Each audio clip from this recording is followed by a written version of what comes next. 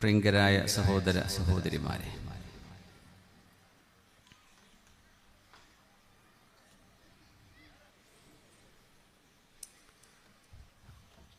മഹാനായ റസൂലുള്ളാഹി സ്വല്ലല്ലാഹു അലൈഹി വസല്ലം പരിശുദ്ധമായ ഹുദൈബിയ സന്ധി ഒപ്പുവെക്കുന്ന സമയം 1500 സ്വഹാബിമാർ ഹബീബിന്റെ കൂടെ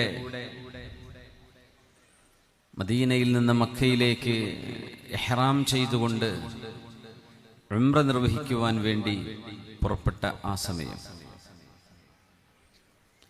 മക്കയുടെ സുഗന്ധവും കഅബാലയത്തിന്റെ പരിമളവും മക്ക വിശുദ്ധ ഭൂമിയുടെ ത്രസിപ്പിക്കുന്ന മന്ദമാരുതനും തലോടുന്ന ഹുദൈബിയയിലെത്തി നിൽക്കുമ്പോൾ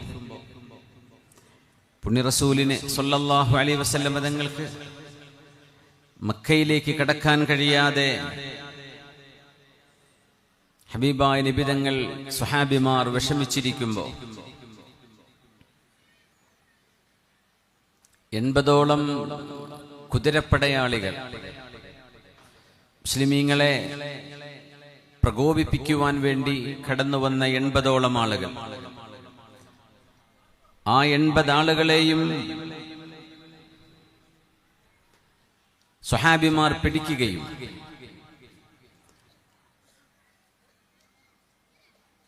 ഒരു ശത്രു സമൂഹത്തിന്റെ സായുധരായ പോരാളികളെ മറുപക്ഷത്തുള്ള ആളുകൾക്ക് ലഭിക്കുകയാണെങ്കിൽ എന്താണ് ലോക ചരിത്രത്തിൽ സംഭവിക്കാറുള്ളത് എന്ന് നമുക്കൊക്കെ അറിയാം. പക്ഷേ ഇത് ലോകത്തിന്റെ റഹ്മത്താണ്. റസൂലുള്ളാഹി സ്വല്ലല്ലാഹു അലൈഹി വസല്ലം റഹ്മത്തുൽ മുഹ്ദാ, ശത്രുക്കളോട് പോലും കരുണ കാണിക്കാൻ പഠിപ്പിച്ച അന്ത്യപ്രവാചകരാണ് നമ്മുടെ ഹബീബ് സ്വല്ലല്ലാഹു അലൈഹി വസല്ലം. ഒരു ഭാഗത്ത് ആവേശമുണ്ട്, സ്വഹാബികൾക്ക് എന്തെന്നില്ലാത്ത പിടിച്ചു നിർത്താൻ കഴിയാത്ത മക്കയോടുള്ള അഭിനിവേശം. ആര് തടുത്താലും ആര് എന്ത് പ്രയാസം സൃഷ്ടിച്ചാലും അതിനെയൊക്കെ അതിജീവിച്ചുകൊണ്ട് മക്കയിലേക്ക് ഞങ്ങൾ കടന്നു വരും, ഞങ്ങൾക്ക് ഉംറ നിർവഹിക്കണം എന്ന ഇബാദത്തിന്റെ അതിയായ ഔത്സുക്യത്താൽ മഹാന്മാരായ സ്വഹാബിമാർ ഒരൽപ്പമെങ്കിലും അവരുടെ വിവേകം വിട്ട് കളിച്ചില്ല എന്ന് നമ്മൾ മനസ്സിലാക്കണം. 80ഓളം കുതിരപ്പടയാളികളെ ഹബീബിന്റെ കയ്യിൽ ലഭിച്ചിട്ട് സ്വഹാബിമാർ നിരുപാധികം അവരെ വിട്ടയക്കുകയാണ്. അങ്ങനെ വിട്ടയച്ചപ്പോ പരിശുദ്ധ ഹബീബിന്റെ സ്വല്ലല്ലാഹു അലൈഹി വസല്ലം തങ്ങളുടെ വാഹനമായിരുന്ന ഖസ്വ എന്ന ഒട്ടകം, ആ ഒട്ടകം അവിടെ മുട്ടുകുത്തുകയാണ്.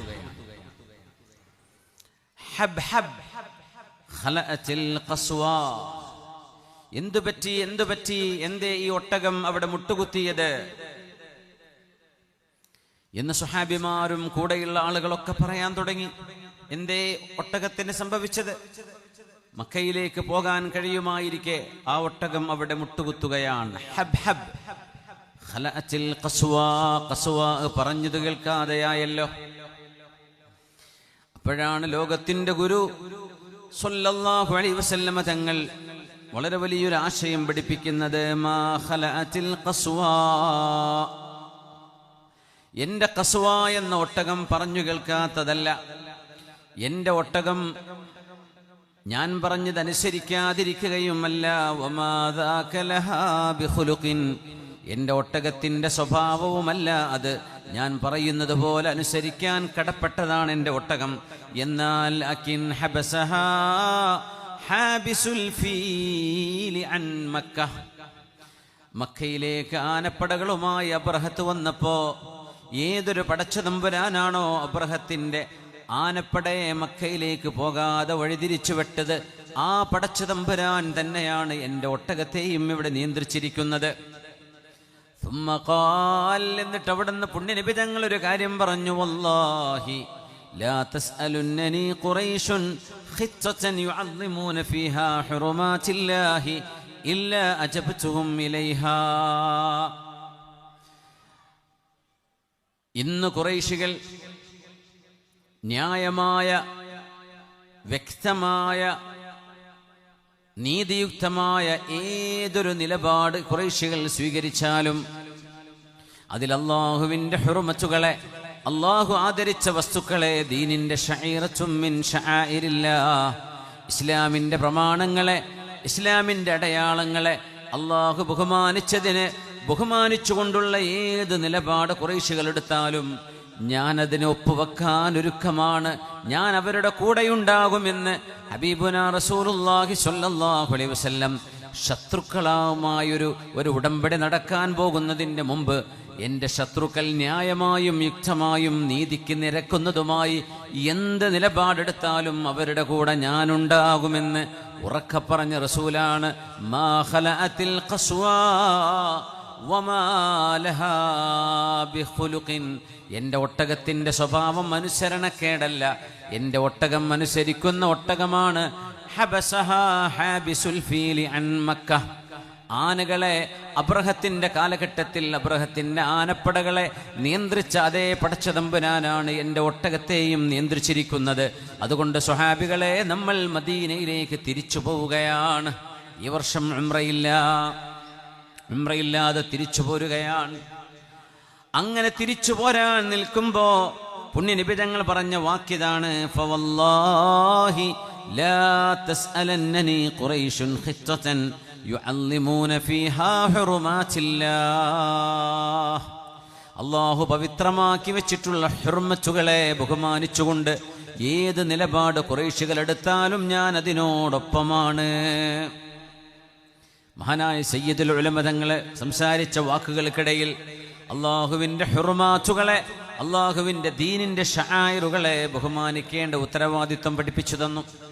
അള്ളാഹു ബഹുമാനിച്ചത് ബഹുമാനിച്ചുകൊണ്ട്, അള്ളാഹു ആദരിച്ചതിനെ ആദരിച്ചുകൊണ്ട് മക്കായുടെ ഹുർമത്ത്, മസ്ജിദുൽ ഹറാമിൻ്റെ പവിത്രത, കഅബാലയത്തിൻ്റെ പുണ്യം, മക്കയുടെ മഹത്വം ഇതെല്ലാം അംഗീകരിച്ചുകൊണ്ട് ഖുറൈശികൾ എന്നോട് എന്താവശ്യപ്പെട്ടാലും ഞാനതിന് ഒപ്പുവെക്കാൻ ഒരുക്കമാണ് എന്ന് ശത്രുക്കളോട് പോലും നീതിയുടെ നിലപാടെടുത്ത റസൂലാണ് ഹബീബുനാ റസൂലുനാ മുഹമ്മദുർ റസൂലുള്ളാഹ് സ്വല്ലല്ലാഹു അലൈഹി വസല്ലം.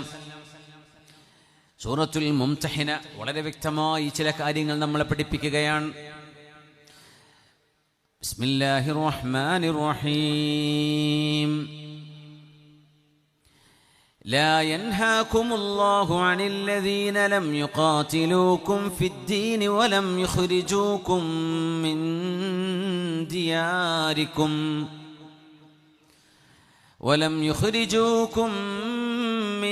دياركم أن تبروهم وتقسطوا إليهم إن الله يحب المقسطين. لا ينهاكم الله عن الذين لم يقاتلوكم في الدين ولم يخرجوكم من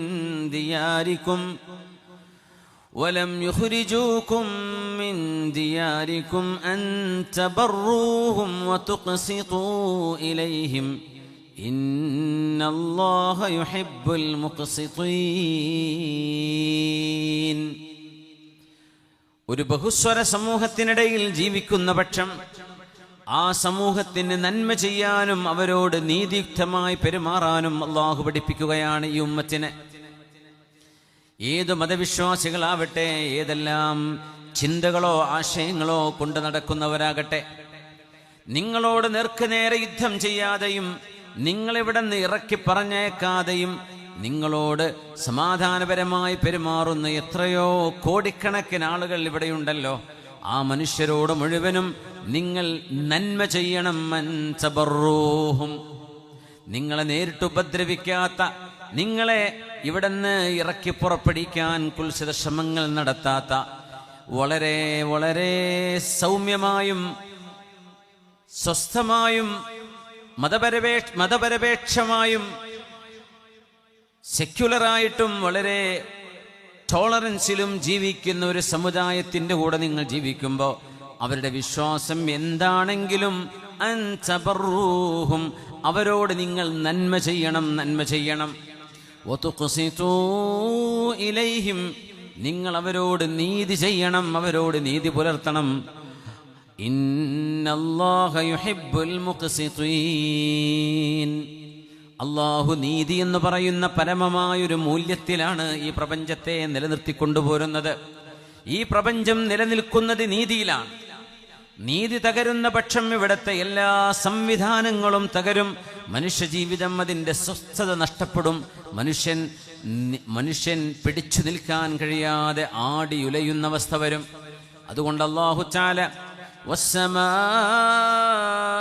رفعها ووضع الميزان ألا تطغوا في الميزان وأقيموا الوزن بالقسط ولا تخسروا الميزان. നീതി നടപ്പാക്കണം. മനുഷ്യരെല്ലാം നീതി ലഭിക്കാൻ ആഗ്രഹിക്കുന്നവരാണ്. ആരും അനീതി ഇഷ്ടപ്പെടുന്നവരല്ല, ആരും വഞ്ചിക്കപ്പെടാൻ ആഗ്രഹിക്കുന്നവരല്ല. അതുകൊണ്ട് നിങ്ങൾ ആരെയും വഞ്ചിക്കരുത്. മനുഷ്യരുടെ ചിന്തകൾ പലതാണ്, മനുഷ്യരുടെ ആശയങ്ങൾ പലതാണ്, വിശ്വാസങ്ങൾ പലതാണ്. എന്നിരുന്നാലും നീതിയുടെ ഭാഷ മനുഷ്യർക്ക് മുഴുവൻ ഒന്നാണ്. ഇത് പഠിപ്പിക്കുന്ന മതമാണ് പരിശുദ്ധ ഇസ്ലാം. അതിൻ്റെ മനോഹരമായ വഴിയിലേക്ക് ഏതാനും ചില ചിന്തകൾ നമുക്ക് ഇന്നത്തെ രാവിൽ പങ്കുവെക്കണം. അല്ലാഹു തൗഫീഖ് തരട്ടെ.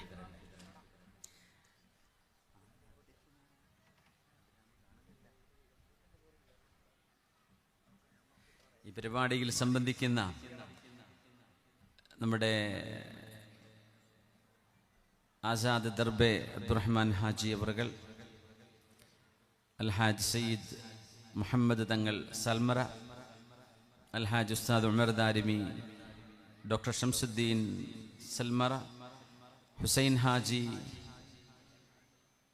കൂടിമ്പാടി, എൻ്റെ പ്രിയങ്കരനായ സുഹൃത്ത് ഹാജി അബ്ദുൽ ഖാദിർ സാഹിബ് സുരയ്യ, നമ്മുടെ ഈ പരിപാടിക്ക് എനിക്കിങ്ങോട്ടെത്താൻ ക്ഷണം ലഭിച്ചത് അദ്ദേഹത്തിൻ്റെ ഇടപെടലിലൂടെയാണ്. അദ്ഭുതരായ സുഹൃത്ത് ഫാറൂഖ് ഹാജി സുൽത്താൻ ബിരി, Muhammad Ali Haji ബല്ലാരെ, Hussain Haji, MS Muhammad Sahib പുനശ്ച, Naufal CA Puthur, Haji Abdul Razak മനല, Hamza KM സാൽമറ, Ibrahim ഖലന്ദർ Haji, Abdul Razak Haji, KS Shafi ബപ്പലിഗെ, സക്കരിയ മുലാർ UAE, KS സിദ്ദീഖ് കൂർനെടുക്ക, അബ്ദുൽ ഗഫൂർ ഹാജി കലന്ദർ, ഷാഫി മദനി, അബ്ദുൾ റസാഖ് മുസ്ലിയാർ സൽമറ തുടങ്ങി പ്രഗത്ഭരായ ഒരുപാട് വ്യക്തിത്വങ്ങൾ നമ്മുടെ ഈ സദസ്സിലുണ്ട്. അല്ലാഹു ഇസ്സത്തുള്ള ഒരു അസ്തിത്വം ഈ ഉമ്മത്തിന് നമ്മുടെ മഹല്ലിലും നമ്മുടെ നാടുകളിലും തുടങ്ങി കർണാടകയിലും കേരളത്തിലും ഇന്ത്യയുടെ എല്ലാ സംസ്ഥാനങ്ങളിലും ലോകരാജ്യങ്ങളിലും ഹബീബായ നബി തങ്ങളുടെ ഉമ്മത്തികൾക്ക് അല്ലാഹു വലിയ ഇസ്സത്ത് നിലനിർത്തി തരട്ടെ. വലിയൊരു ആശയം, വലിയൊരു വിശ്വാസ പ്രമാണം നെഞ്ചിലേറ്റി നടക്കുന്നവരാണ് നമ്മൾ. ആ വിശ്വാസ പ്രമാണം നമ്മുടെ ജീവനേക്കാൾ വലുതാണ്. നമ്മുടെ ആത്മാവിൻ്റെ പ്രകാശത്തിന്റെ വിളക്കുമാടമാണത്. അലൈഹാ നഹ്യാ വഅലൈഹാ നമൂത്ത് വഅലൈഹാ നുബ്അഥു ഇൻഷാ അല്ലാഹ്. അതിലാണ് നമ്മൾ ജീവിക്കുന്നത്, ആ ആശയത്തിലാണ് നമ്മൾ മരിക്കുന്നത്, ആ ആശയത്തിലാണ് നാളെ നമുക്ക് പുനർജന്മം നൽകപ്പെടുന്നത്. അല്ലാഹു ലാ ഇലാഹ ഇല്ലല്ലാഹ് മുഹമ്മദുർ റസൂലുള്ളാഹിയുടെ ഹൃദയത്തിനുള്ളിൽ വെളിച്ചം കിട്ടുന്ന മഹത്തുക്കളായി, അല്ലാഹു ഇഷ്ടപ്പെടുന്ന ഇബാദുകളായി അല്ലാഹു നമ്മളെ സ്വീകരിക്കട്ടെ. ആമീൻ യാ റബ്ബൽ ആലമീൻ.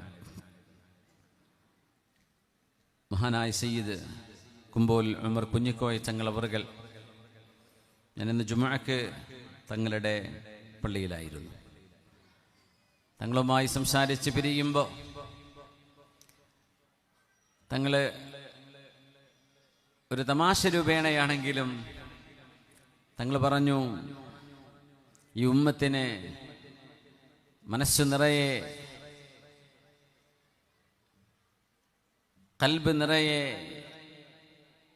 ഇൽമ് വേണം, കൈ നിറയെ സമ്പത്ത് വേണം.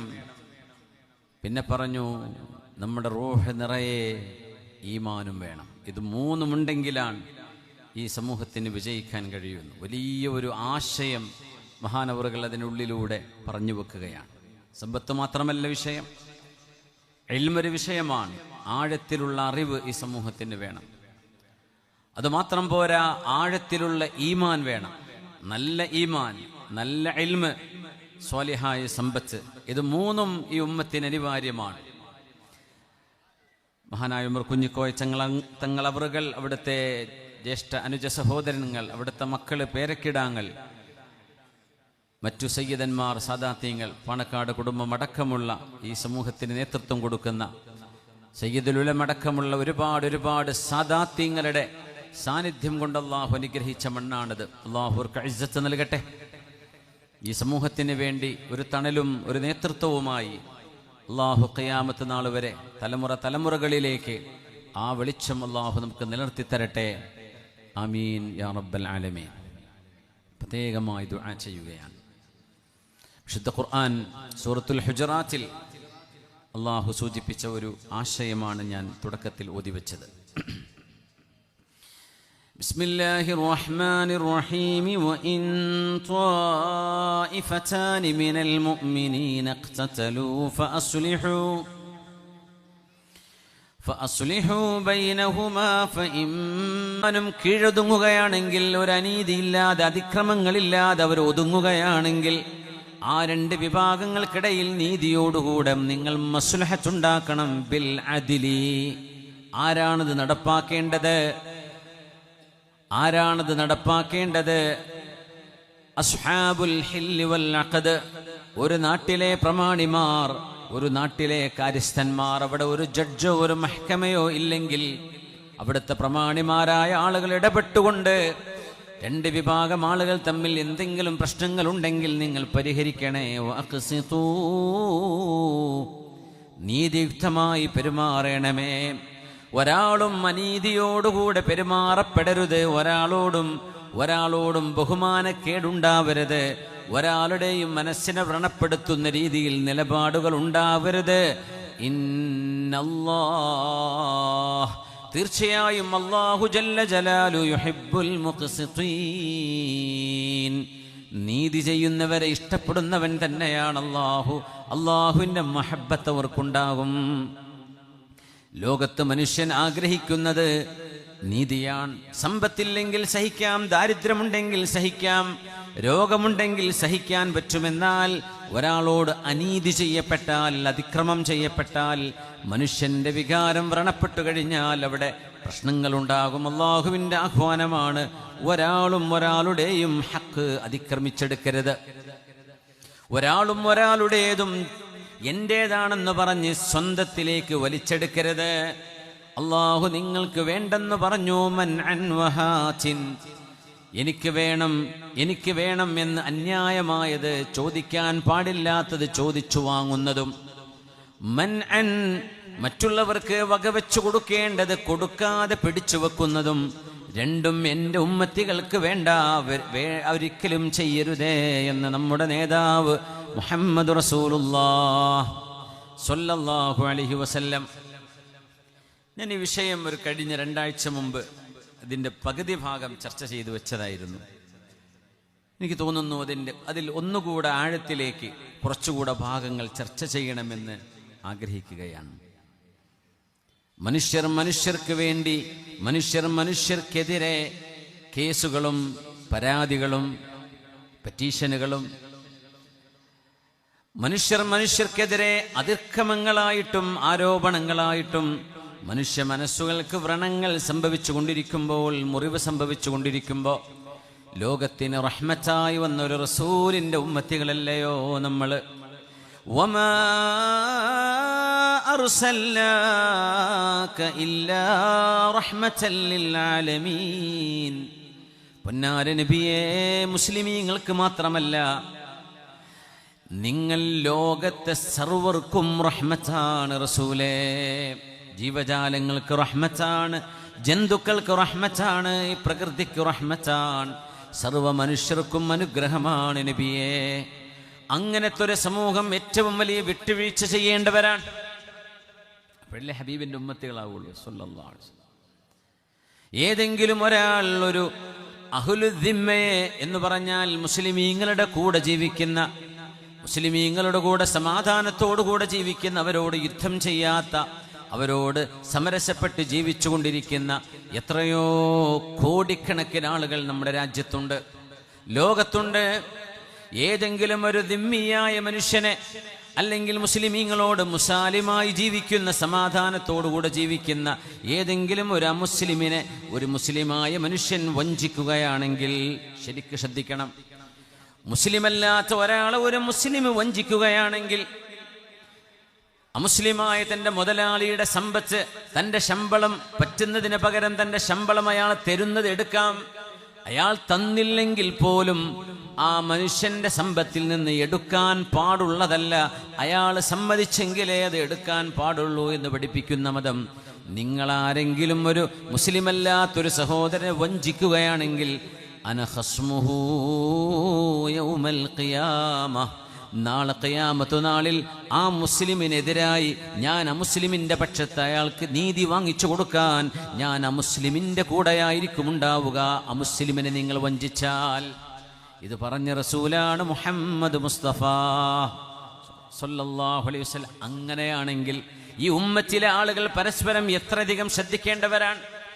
സ്വന്തം അയൽവാസിക്ക് നടന്നു പോകാൻ, ഒരു വാഹനം കൊണ്ടുപോകാൻ വഴിയില്ലാതെ വിഷമിക്കുമ്പോ ആ മനുഷ്യന് താങ്ങാൻ കഴിയാത്ത സമ്പത്ത് പറഞ്ഞിട്ട് മാർക്കറ്റ് വാല്യൂവിനേക്കാളും 10, 20, 100 ഇരട്ടി വില പറഞ്ഞിട്ടൊരു മനുഷ്യരെ ബുദ്ധിമുട്ടാക്കിയിട്ട് ഒരാൾക്ക് വഴി നടക്കാൻ, ഒരു മയ്യത്ത് കട്ടിൽ കൊണ്ടുപോകാൻ പോലും ഒരു വഴിയില്ലാതെ വരുമ്പോൾ ഒരു വഴി തരണേ എന്ന് എത്രയോ സമ്പത്തുള്ളൊരു മനുഷ്യനോട് ചോദിക്കുമ്പോൾ ഞാനത് തരില്ലെന്ന ഭാവേന തൻ്റെ സഹോദരനോടൊരു ദയാവായ്പ പോലും കാണിക്കാൻ മടി കാണിക്കുന്ന മനുഷ്യർ എങ്ങനെ ഹബീബിന്റെ ഉമ്മത്തികളിൽ പെടും?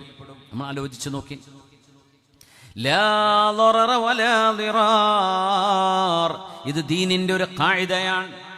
മഹാന്മാരായ ഫുഖഹാക്കൾ, കർമ്മശാസ്ത്ര പണ്ഡിതന്മാർ, ജൂറിസ്റ്റുകൾ, മസ്അലകൾ, പുതുതായ വിഷയങ്ങളിൽ പല മസ്അലകളും വരുമ്പോൾ അതിനാധാരമാകുന്ന ഒരു ഖാഇദ ലാ ളററ വലാ ളിറാർ എന്ന ഹദീസാണ്. നിങ്ങളാരും ബുദ്ധിമുട്ടാവരുത്, നിങ്ങളാരും ആരെയും ബുദ്ധിമുട്ടാക്കുകയും അരുത്. നിങ്ങൾ ബുദ്ധിമുട്ടണ്ട, നിങ്ങൾ ആരെയും ബുദ്ധിമുട്ടാക്കുകയും ചെയ്യാൻ പാടില്ല. ലാ ളററ വലാ ളിറാർ.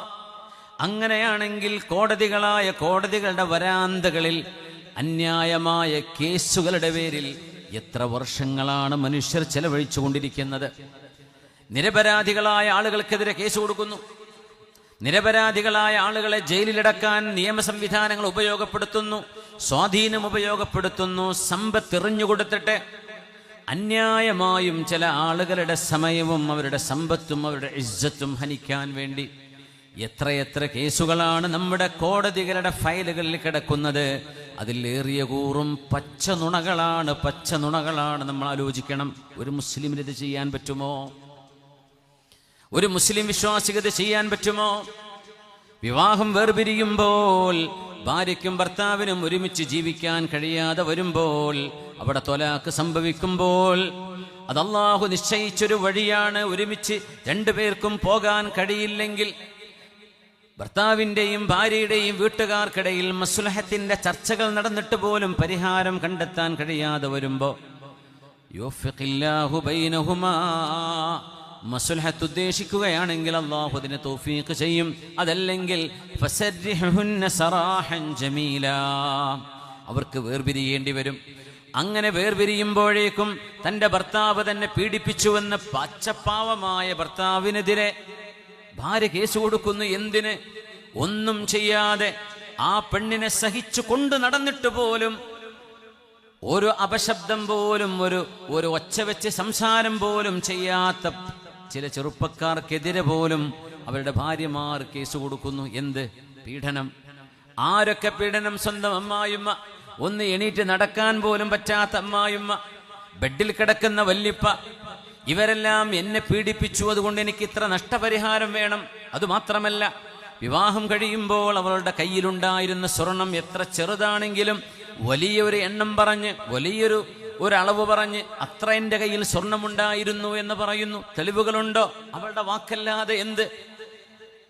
എന്നിട്ട് തൻ്റെ ഭർത്താവിൻ്റെ സമ്പത്തിൽ നിന്ന് അയാൾക്കൊരിക്കലും ജീവിതകാലത്ത് സമ്പാദിച്ചിട്ട് പോലും കൊടുക്കാൻ കഴിയാത്ത അത്ര വിധം ഒരു മനുഷ്യനെ ബുദ്ധിമുട്ടാക്കാൻ വേണ്ടി അന്യായമായി സ്വന്തം വക്കീലിൻ്റെ നാവിൻ്റെ വഴവഴപ്പ് കൊണ്ടോ തൻ്റെ വക്കീലിൻ്റെ വാക്സാമർത്ഥ്യം കൊണ്ടോ അന്യായമായും ഒരു മനുഷ്യന്റെ സമ്പത്ത് പിടിച്ചടക്കാൻ നമ്മൾ ചെയ്തുകൊണ്ടിരിക്കുന്ന ഈ വെപ്രാളപ്പെടലുകൾ, അത്തരം ആളുകൾക്ക് എന്ത് നിസ്കാരം, എന്ത് ഉംറ, എന്ത് ഹജ്ജ്, എന്ത് ഫലമാണ് ഇതുകൊണ്ടൊക്കെ? ഹുഖൂഖുന്നാസ്, അള്ളാഹുവും മനുഷ്യരും തമ്മിലുള്ള ബന്ധങ്ങളിൽ 3 ശ്രദ്ധിക്കേണ്ടതുണ്ട്. ഒന്ന്, അള്ളാഹു ഒരിക്കലും മാപ്പ് കൊടുക്കാത്ത ഒരു തെറ്റുണ്ട്, അശ്ശിർക്കു ബില്ലാഹ്. അത് തൗബ ചെയ്തെങ്കിൽ മാത്രമേ അള്ളാഹു പുറത്തു കൊടുക്കൂ. തൗബ ചെയ്താൽ അതും അള്ളാഹു പുറത്തു കൊടുക്കും. പിന്നെയുണ്ട് മനുഷ്യരും തമ്മിലുള്ള ഇടപാടുകൾ. മനുഷ്യരും തമ്മിൽ ഇടപാടുകൾ നിങ്ങൾക്ക് വാങ്ങിച്ചും കൊടുത്തും, വായ്പ വാങ്ങിയിട്ടും അല്ലാതെയും നിങ്ങൾ ഇടപാടുകൾ നടത്തിയത്, അതാ മനുഷ്യരുമായി തീർക്കേണ്ട പ്രശ്നമാണ്. അള്ളാഹു പൊറുക്കില്ല, അവര് പുറത്തു തരുന്നത് വരെ. മൂന്നാമത്തേത്, നിങ്ങളും അള്ളാഹും തമ്മിലുള്ള പ്രശ്നങ്ങളാണ്. നിങ്ങളുടെ നിസ്കാരം ഖളാ ആയത്, നിങ്ങൾ നുണ പറഞ്ഞത്, നിങ്ങൾ ഇന്ന് സംഭവിച്ചു പോയ തെറ്റുകള്, ഒരു മനുഷ്യനെ അവരുടെ ഹക്കുകളെ ബന്ധിക്കാത്ത, നിങ്ങളും പടച്ചവനും തമ്മിൽ മാത്രമുള്ള വിഷയങ്ങൾ, നിങ്ങൾ റമളാനിലെ നോമ്പിനെ നശിപ്പിച്ചത്, നിങ്ങളുടെ ഇബാദത്തിൽ അപാകതകൾ വന്നത്, ശരിക്കും ഒളു കൊടുക്കാതെ നിസ്കരിച്ചത്, ഇങ്ങനെ തുടങ്ങി എന്തൊക്കെയുണ്ടോ ഇബാദത്തിൽ വരുന്ന തകരാറുകൾ, ഇത് നിങ്ങളും പടച്ചവനും തമ്മിലാണ്. യഗ്ഫിറു ലിമൻ യശാഉ വയുഅദ്ദിബു മൻ യശാഉ. അല്ലാഹു മാപ്പ് തരാം, അല്ലാഹു റഹ്മത്ത് ചെയ്യുന്നവനാണ്, അല്ലാഹുവിന് ശിക്ഷിക്കാനും അധികാരമുണ്ട്. അത് പക്ഷേ മനുഷ്യർക്കും പടച്ചവനും തമ്മിലുള്ള പ്രശ്നമാകയാൽ അത് എളുപ്പമാണ്. അല്ലാഹു ഗഫൂറാണ്, റഹീമാണ്. അല്ലാഹുവിൻ്റെ പരിശുദ്ധമായ വചനം, ഖുൽ യാ ഇബാദിയല്ലദീന അസ്റഫൂ അലാ അൻഫുസിഹിം ലാ തഖ്നതൂ മിർ റഹ്മത്തില്ലാഹ് ഇന്നല്ലാഹ യഗ്ഫിറുദ്ദുനൂബ ജമീആ. ഈ തെറ്റുകളിൽ ഏറ്റവും ഗുരുതരമായത് മനുഷ്യനെയും ബന്ധപ്പെടുത്തുന്ന പ്രശ്നങ്ങളാണ്. അതിൽ വലിയൊരളവോളം കേസ് കൊടുക്കലുകളാണ്. അത് ചെറിയ പരാതികൾ മുതൽ വലിയ കേസുകൾ വരെ, ഹൈക്കോർട്ടിലും സുപ്രീം കോർട്ടിലും അടക്കമുള്ള കേസുകൾ. അന്യായമായും നിങ്ങൾ ആരുടേതും ദുന്യാവിൽ വാക്സാമർത്ഥ്യം കൊണ്ടോ തൻ്റെ വക്കീലിൻ്റെ കഴിവ് കൊണ്ടോ നിങ്ങളുടേതല്ലാത്തത് നിങ്ങളെങ്ങാനും വാങ്ങിച്ചെടുക്കുകയാണെങ്കിൽ തീർച്ചയായും നരകത്തിൻ്റെ കഷ്ണമാണ് നിങ്ങൾ കൊണ്ടുവരുന്നത്. അത് സ്വർണമാകാം, അതൊരു തുണ്ട് ഭൂമിയാവാം, നിങ്ങൾക്ക് ലഭിക്കുന്നത് സമ്പത്താകാം, ക്യാഷാകാം, എന്തു തന്നെയാണെങ്കിലും പുണ്യ റസൂലുള്ളാഹി ഞങ്ങൾ പറയുകയാണ്, നിങ്ങളിൽ ചില ആളുകളെക്കാൾ വാക്സാമർത്ഥ്യമുള്ള ആളുകൾ കാണും. അതുകൊണ്ട് എൻ്റെ മുമ്പിലേക്ക് പരാതികളുമായി വരുമ്പോൾ നിങ്ങളുടെ സമർത്ഥനത്തിൻ്റെ കഴിവുകൊണ്ട് നിങ്ങളൊരു പക്ഷേ അന്യായവും നുണയുമാണ് പറയുന്നത് എന്ന് നിങ്ങൾക്ക് മറച്ചു വെച്ചുകൊണ്ട് ചില കാര്യങ്ങളെ സമർത്ഥിക്കാൻ കഴിഞ്ഞേക്കാം. ഇന്നമാ അന ബശറുൻ, ഞാൻ അല്ലാഹുവിൻ്റെ സൃഷ്ടിയാണ്, ഞാനൊരു മനുഷ്യനാണ്. അതുകൊണ്ട് നിങ്ങളുടെ വാക്കുകളെ അടിസ്ഥാനപ്പെടുത്തി നിങ്ങളുടെ സമർത്ഥനം ശരിയാണെന്ന് ധരിച്ചുകൊണ്ട് ഞാനെങ്ങാനും നിങ്ങളുടെ സഹോദരന്റെ സമ്പത്ത് നിങ്ങൾക്ക് പതിച്ചു നൽകുകയാണെങ്കിൽ മനസ്സിലാക്കണേ, ഇന്നമാ യഖ്തതിഉ ജംറതൻ മിനന്നാർ, നരകത്തിന്റെ തീകഷ്ണമാണ് നിങ്ങൾ എന്നിൽ നിന്ന് കയ്യിൽ വാങ്ങിച്ചു കൊണ്ടുപോകുന്നത്. നാളെ അല്ലാഹുവിന്റെ മുമ്പിൽ മറുപടി പറയേണ്ടി വരും. അതുകൊണ്ട് അന്യായങ്ങളായ ഏതെല്ലാം കേസുകളുണ്ടോ പിൻവലിക്കാൻ മുഅ്മിനായ മനുഷ്യൻ തയ്യാറാവണം. ഒരാളും ഒരാളെയും ബുദ്ധിമുട്ടിക്കണ്ട. ഐനൽ ജബ്ബാറൂൻ ഐനൽ മുലൂക് ഐനൽ മുതകബ്ബിറൂൻ, അധികാരം കയ്യാളിയവരൊക്കെ എവിടെ? അഹങ്കാരികളായി നടന്നവരെവിടെ? രാജാക്കന്മാരെവിടെ? സ്വാധീനം എവിടെ? മന്ത്രിമാരെവിടെ പോയി? അവരുടെയൊക്കെ സ്വാധീനങ്ങൾ ഉപയോഗിച്ചുകൊണ്ട് നിങ്ങൾ എന്തൊക്കെ വാരിക്കോരി നിങ്ങൾ കൂട്ടിവെച്ചു. ലിമനിൽ മുൽക്കുൽ യൗം, മാലിക് യൗമിദ്ദീൻ. ഓരോ ദിവസവും 17 തവണ ഒരു മുസ്ലിമായ മനുഷ്യൻ 5 നേരത്തെ നിസ്കാരത്തിൽ ഓതുന്ന സൂറത്തുൽ ഫാത്തിഹയിലെ ഒരു ആയത്തല്ലേ ഇത്? 17 തവണ നിർബന്ധമായി നമ്മൾ ഓതുന്നുണ്ടത്. മാലിക് യൗമിദ്ദീൻ, പരമമായ നീതി നടപ്പാക്കപ്പെടുന്ന ദിവസത്തിന്റെ ഉടമസ്ഥനെ അല്ലാഹുവേ. ഈ ഒരൊറ്റ ആയത്തിന്റെ അർത്ഥം ആലോചിച്ചാൽ മനുഷ്യൻ മനുഷ്യനോട് അന്യായം പെരുമാറാൻ തയ്യാറാകുമോ? മാലിക് യൗമിദ്ദീൻ, ആ മാലിക്കായ റബ്ബിനെ എനിക്ക് കണ്ടുമുട്ടേണ്ടതുണ്ട്.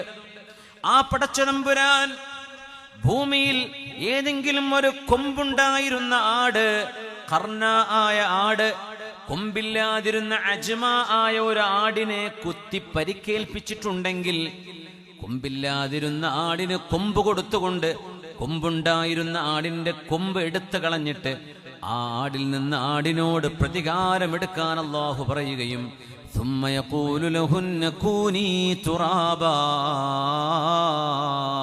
ഇനി മണ്ണായി പോയിക്കോളൂ എന്ന് ജന്തുജാലങ്ങളോട് പോലും നീതി നടപ്പാക്കുന്ന റബ്ബാണ് നമ്മൾ വിശ്വസിക്കുന്ന അല്ലാഹു. അതെന്താ നമ്മൾ മനസ്സിലാക്കാത്തത്? നമ്മൾ വിശ്വസിക്കുന്ന റബ്ബ് മാലിക് യൗമിദ്ദീനാണ്. ഈ വിശ്വാസമാണ് ഒരു മുസ്ലിമിനെ മുസ്ലിമാക്കുന്നത്. നമ്മുടേതല്ലാത്തത് എന്തിന് നമ്മൾ അവകാശം പറയണം? മറ്റുള്ളവന്റെ അവകാശം നമ്മൾ എന്തിന് പിടിച്ചു വെക്കണം? നമ്മൾ പിടിച്ചു വെച്ചാൽ അല്ലാഹു ഗസ്ബൻ അന്നാ വഅലാ റഗ്മി ഉനൂഫിനാ, നമ്മൾ സമ്മതിച്ചില്ലെങ്കിലും നമ്മൾക്ക് ആഗ്രഹമില്ലെങ്കിലും അല്ലാഹുവിനത് പിടിച്ച് പറിച്ചെടുത്ത് കൊടുക്കാൻ കഴിയുന്നവനാണ് അല്ലാഹു. അങ്ങനത്തെ ഒരു ദിവസത്തെ കാത്തിരിക്കുകയാണ് നമ്മൾ. മാലിക് യൗമിദ്ദീൻ, ഇയ്യാക നഅ്ബുദു വ ഇയ്യാക നസ്തഈൻ. അതുകൊണ്ട് ഈ ഉമ്മത്ത് നീതിയുടെ ഉമ്മത്താണ്. മഹാനായ അംറു ബിൻ ആസ് റളിയല്ലാഹു അൻഹു ഹബീബാ നബി തങ്ങളിൽ നിന്ന് കേട്ട ഒരു ഹദീസ് ഇമാം മുസ്ലിം എന്നവർ സ്വഹീഹിൽ ഉദ്ധരിച്ചിട്ടുണ്ട്. അംറു ബിൻ ആസ് റളിയല്ലാഹു അൻഹു പറയുന്നു, പുന്നാര നബി തങ്ങൾ ഞങ്ങളോട് ഇങ്ങനെ പറഞ്ഞു തരുമ്പോ ഞാൻ ശ്രദ്ധിച്ചു കേട്ടു. ലാ തഖൂമുസ് സാഅ ഇല്ലാ വറൂം അക്തറുൻ നാസ്.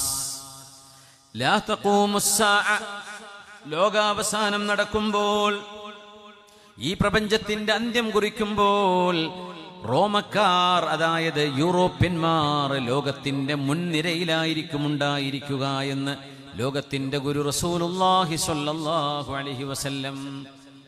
ലാ തഖൂമുസ് സാഅ ഇല്ലാ വറൂം അക്തറുൻ നാസ്. റോം എന്ന് പറഞ്ഞാൽ യൂറോപ്യരാണ്. റോമൻ സാമ്രാജ്യം എന്ന് പറയുന്നത് പഴയകാലത്തെ കോൺസ്റ്റാന്റിനോപ്പിളാണ്.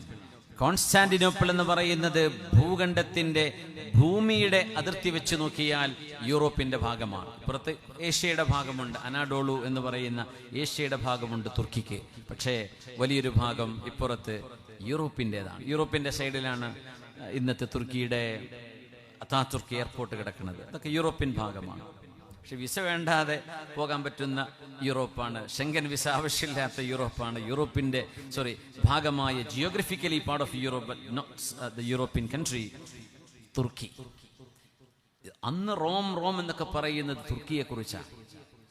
തുർക്കി എന്ന് പറയുന്നത് വിശുദ്ധ ഹദീസിന്റെയും ഖുർആനിന്റെയും ഭാഷയിൽ റോം എന്നാണ് പറയുക. റൂം, സൂറത്തുർ റൂം എന്ന് പറഞ്ഞാൽ യൂറോപ്പ് എന്നാണ് ആ വാക്കിനർത്ഥം. യൂറോപ്യന്മാർ. പുന്നാര നിബിധങ്ങൾ പറയാ, ലോകാവസാനം വരുമ്പോ യൂറോപ്യരായിരിക്കും ലോകത്ത് മുൻപന്തിയിൽ നിൽക്കുന്നത്. അതൊരു ഹദീസാണ്, വലിയൊരു അത്ഭുതമാണത്. എന്ന് പറഞ്ഞാൽ ഭൗതികതയിൽ, സയൻസിൽ, ടെക്നോളജിയിൽ, ആസ്ട്രോണമിയിൽ, സമുദ്ര ഓഷ്യാനോഗ്രഫിയിൽ ലോകത്തെ മുന്നോട്ട് നയിച്ചുകൊണ്ടിരിക്കുന്ന ഓട്ടോമൊബൈൽ ഇൻഡസ്ട്രി, ഏവിയേഷൻ ഇൻഡസ്ട്രി, ഏതെല്ലാം തരത്തിലുള്ള ലോകത്ത് വലിയ വലിയ ശാസ്ത്രശാഖകളുണ്ടോ അതൊക്കെ യൂറോപ്യരായിരിക്കും അതിൻ്റെ മുൻനിരയിലുണ്ടാവുക. അത് ഹദീസാണ്. ഖിയാമത്ത് നാളാകും അങ്ങനെ ആയിരിക്കും. ഇപ്പം നമ്മൾ കണ്ടുകൊണ്ടിരിക്കുകയാണ് അങ്ങനെ, അല്ലേ? പടച്ചതമ്പുരാൻ 3 എണ്ണമാണ് എന്ന് വിശ്വസിക്കുന്ന, ആ വിശ്വാസം വെച്ചു പുലർത്തുന്ന ആളുകൾ. പക്ഷേ അവർക്ക് അള്ളാഹു ഈ ലോകത്ത്, അള്ളാഹു റഹ്മാനാണ്. വഴിപ്പെട്ടവരെയും വഴിപ്പെടാത്തവരെയും അള്ളാഹു റഹ്മത്ത് ചെയ്യുന്ന ഈ ലോകത്ത്, പരലോകത്ത് റഹീമാണ് മുഅ്മിനീങ്ങളെ മാത്രം. അങ്ങനത്തെ റബ്ബ് പടച്ചതമ്പുരാനെ വിശ്വസിക്കാത്ത എത്രയോ ആളുകളുള്ളൊരു ലോകത്ത് ടെക്നോളജിയും സയൻസും ബുദ്ധിയും കഴിവും എല്ലാം കൊടുത്ത് പടച്ചതമ്പുരാൻ ഈ ലോകത്തവരോട് റഹ്മത്ത് ചെയ്തിട്ടുണ്ട്. അംർ ഇബ്നുൽ ആസ് റളിയല്ലാഹു അൻഹു ചോദിച്ചു, സ്വഹാബികൾ പറയുകയാണ്, സ്വഹാബികൾ പറഞ്ഞു, ഹബീബായ നബിയേ, ഇത് വല്ലാത്ത അത്ഭുതമാണല്ലോ. ലാ തഖൂമുസ് സാഇൽ ഇല്ലാ വറൂമു അക്തറുൻ നാസ്. അംർ ഇബ്നുൽ ആസ് റളിയല്ലാഹു അൻഹു ഹദീസ് പറയുമ്പോൾ അവിടുത്തെ സ്വഹാബികൾ ചോദിച്ചു, അഅൻത സമിഅ്തഹു മിൻ റസൂലില്ലാഹി സ്വല്ലല്ലാഹു അലൈഹി വസല്ലം, അല്ലാഹുവിൻ്റെ റസൂൽ ഇത് പറയുന്നത് അംർ ഇബ്നുൽ ആസ് തങ്ങളെ നിങ്ങൾ നേരിട്ട് കേട്ടതാണോ? ഖാല അജൽ, അതെ അതെ ഞാൻ കേട്ടിട്ടുണ്ട്. അപ്പൊ സ്വഹാബ് ചോദിച്ചു അംർ ഇബ്നുൽ ആസ് തങ്ങളോട്, എന്തുകൊണ്ട്? സ്വഹീഹ് മുസ്ലിമിൽ ഹദീസാണത്. എന്തുകൊണ്ടാണ് യൂറോപ്യർ ലോകത്ത് മുന്നിൽ വരുന്നത്? ലിഅർബഇ സിഫാത്തിൻ, 4 ഗുണങ്ങൾ അവർക്കുണ്ടായിരിക്കും എന്ന് പറഞ്ഞതിൽ 5ാമത്തെ ഒരു ഗുണം, വഖാമിസു ഖംസത്തിൻ അംനഉഹും മിൻ ദുൽമിൽ മുലൂക്. അതിനു മുമ്പ് പറഞ്ഞതൊക്കെ മിസ്കീന്മാരോട് കരുണയുള്ളവരായിരിക്കും അവര്. ഒരു യുദ്ധം കഴിഞ്ഞാൽ അടുത്ത ഒരു യുദ്ധത്തിന് കോപ്പുകൂട്ടുന്നവരാണവർ. ഒരു പ്രതിസന്ധി നടക്കുമ്പോൾ ആ പ്രതിസന്ധിയെ എങ്ങനെ നേരിടണം എന്നറിയുന്നവരാണവർ. ഇതൊക്കെ പറഞ്ഞത് 4ാമത്തേത് പറഞ്ഞു, ഫഇന്നഹും അംനഉഹും മിൻ ദുൽമിൽ മുലൂക്. അവരുടെ ഭരണാധികാരികൾ ദുൽമ് ചെയ്താൽ, അനീതി ചെയ്താൽ, ആ അനീതിയെ പൊറുപ്പിക്കാത്തവരാണവര്. അനീതി ചെയ്താൽ they cannot tolerate injustice, they cannot tolerate oppression. ഒരിക്കലും അനീതിയെ സഹിക്കാൻ പറ്റാത്ത ആളുകളാണ് യൂറോപ്യർ. അതുകൊണ്ടാണ് അവർ ലോകത്തിന്റെ മുൻനിരയിൽ വരുന്നത്. അതിന്റെ കൂട്ടത്തിൽ പറഞ്ഞു, അവര് യതീമുകളെയും മിസ്കീന്മാരെയും സഹായിക്കുന്നവരാണ്. ഇപ്പൊ ലോകത്ത് വലിയ വലിയ യൂണിസെഫ് അടക്കമുള്ള യുണൈറ്റഡ് നേഷൻസിന്റെ ഇനീഷ്യേറ്റീവ്സ്, പിന്നെ റെഡ് ക്രോസ് സൊസൈറ്റി ഉണ്ട്, ലോകത്തെ വലിയ ചാരിറ്റി സംവിധാനമാണ്. ഗൾഫ് രാജ്യങ്ങളിലൊക്കെ റെഡ് ക്രസന്റ് സൊസൈറ്റി ഉണ്ട്. ഈ റെഡ് ക്രോസ് സൊസൈറ്റി ലോകത്തിന്റെ എല്ലാ ഭാഗത്തും പ്രവർത്തിച്ചുകൊണ്ടിരിക്കുന്ന ഒരു സ്വതന്ത്ര ഒരു NGO ആണ്, നോൺ ഗവൺമെന്റ് ഓർഗനൈസേഷനാണ്. അത് വെള്ളപ്പൊക്കം ഉണ്ടായാലും, ഭൂമി കുലുക്കുണ്ടെങ്കിലും, യുദ്ധമാണെങ്കിലും, ഗസയിൽ പോലും എത്രയോ യൂറോപ്യൻ സംഘടനകൾ തലയിലേക്ക് ബോംബ് വീണുകൊണ്ടിരിക്കുന്ന ആ ഇടങ്ങളിൽ ചെന്ന് അവിടുത്തെ ആളുകൾക്ക് മരുന്നും ഭക്ഷണവും കൊടുക്കാൻ പോയിട്ടുണ്ട്, അല്ലേ? നമ്മുടെ സമൂഹത്തിലെ ആളുകൾ എത്തുന്നതിന്റെ മുമ്പ് യൂറോപ്യരായ ആളുകൾ ഫലസ്തീനിന്റെ കൊടി പിടിച്ച് പുതച്ചിട്ട് ആ നാട്ടിലേക്ക് പോയിട്ടുണ്ട്. ഇത് അവരുടെ ഒരു ക്വാളിറ്റിയാണെന്ന് ആര് പറയാ? സ്വഹാബിയായ അംർ ഇബ്നുൽ ആസ് റളിയല്ലാഹു അൻഹു. നമ്മുടെ വിഷയവുമായി ബന്ധിക്കുന്നത് അവരിലെ മറ്റൊരു ഗുണം, അംനഉഹും മിൻ ദുൽമിൽ മുലൂക്. ഏത് സമൂഹത്തെക്കാളും, നമ്മളൊക്കെ ഏഷ്യൻ രാജ്യങ്ങളിൽപ്പെട്ട ആളുകളാണ്, ഏഷ്യൻസ് ആണ്.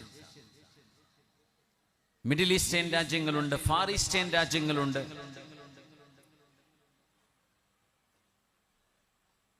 യൂറോപ്യരുണ്ട്, വെസ്റ്റേൺസ് ഉണ്ട്, ഓസ്ട്രേലിയൻസ് ഉണ്ട്. ലോകത്ത് പല ഭൂമിയുടെ പല ഭാഗങ്ങളിലും ജീവിക്കുന്ന ആളുകൾ. പക്ഷേ ഈ യൂറോപ്യരെ പോലെ അനീതിയെ വെച്ചുപുറപ്പിക്കാത്ത ആളുകൾ വേറെ ഉണ്ടാവില്ല. ബാക്കിയുള്ളവരൊക്കെ കുറേയൊക്കെ സഹിച്ചു കൊണ്ടു നടക്കും.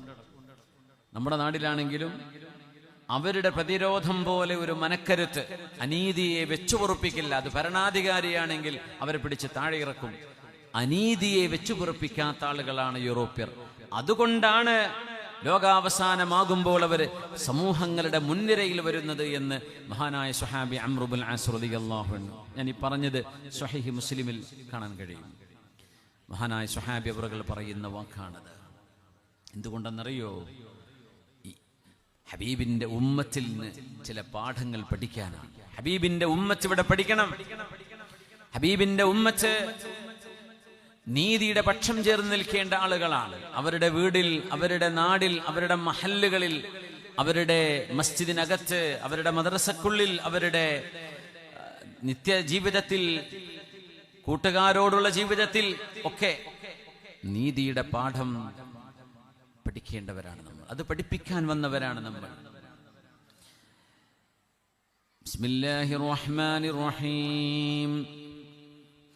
അം യഖാഫൂന അൻ യഹീഫല്ലാഹു അലൈഹിം വറസൂലുഹു. നിങ്ങൾ ആരെങ്കിലും വിചാരിക്കുന്നുണ്ടോ അല്ലാഹും അവന്റെ റസൂലും നിങ്ങളോട്, മനുഷ്യരോട് അനീതി ചെയ്യുമെന്ന് വിചാരിക്കുന്നുണ്ടോ? ഒരിക്കലുമില്ല. ഇസ്ലാമിക സമൂഹത്തിനിടയിൽ നിന്ന് ഉയർത്തിരിഞ്ഞു വന്ന ആദ്യത്തെ ബിദ്അത്തിന്റെ ശബ്ദമായിരുന്നു ഖവാരിജുകളുടെ പുറപ്പെടല്. ആ ഖവാരിജുകളുടെ നേതാവിന്റെ ഒരു വിഷയം പരിശുദ്ധ ഹദീസിലൂടെ കടന്നു പോകുമ്പോൾ നമുക്ക് മനസ്സിലാകും. അല്ലാഹുവിന്റെ റസൂലിനോട് മുഹമ്മദ് നബിയെ നിങ്ങൾ നീതി പാലിക്കണമെന്ന് ലോകത്തെ നീതി പഠിപ്പിക്കാൻ വന്ന ഗുരുവിനോട്, അഷ്റഫുൽ ഖൽഖിനോട് സ്വല്ലല്ലാഹു അലൈഹി വസല്ലം തങ്ങളോട് പറയാൻ പാടില്ലാത്ത ഒരു വാക്ക് ഈ ഖവാരിജുകളുടെ നേതാവ് പറഞ്ഞതേടം മുതലാണ് ആ മനുഷ്യന്റെ പരമ്പരയിൽ വന്ന ആളുകളിൽ ശുഉമുണ്ടായത്, അവലക്ഷണമുണ്ടായത്, പരാജയങ്ങൾ കണ്ടുവന്നത്.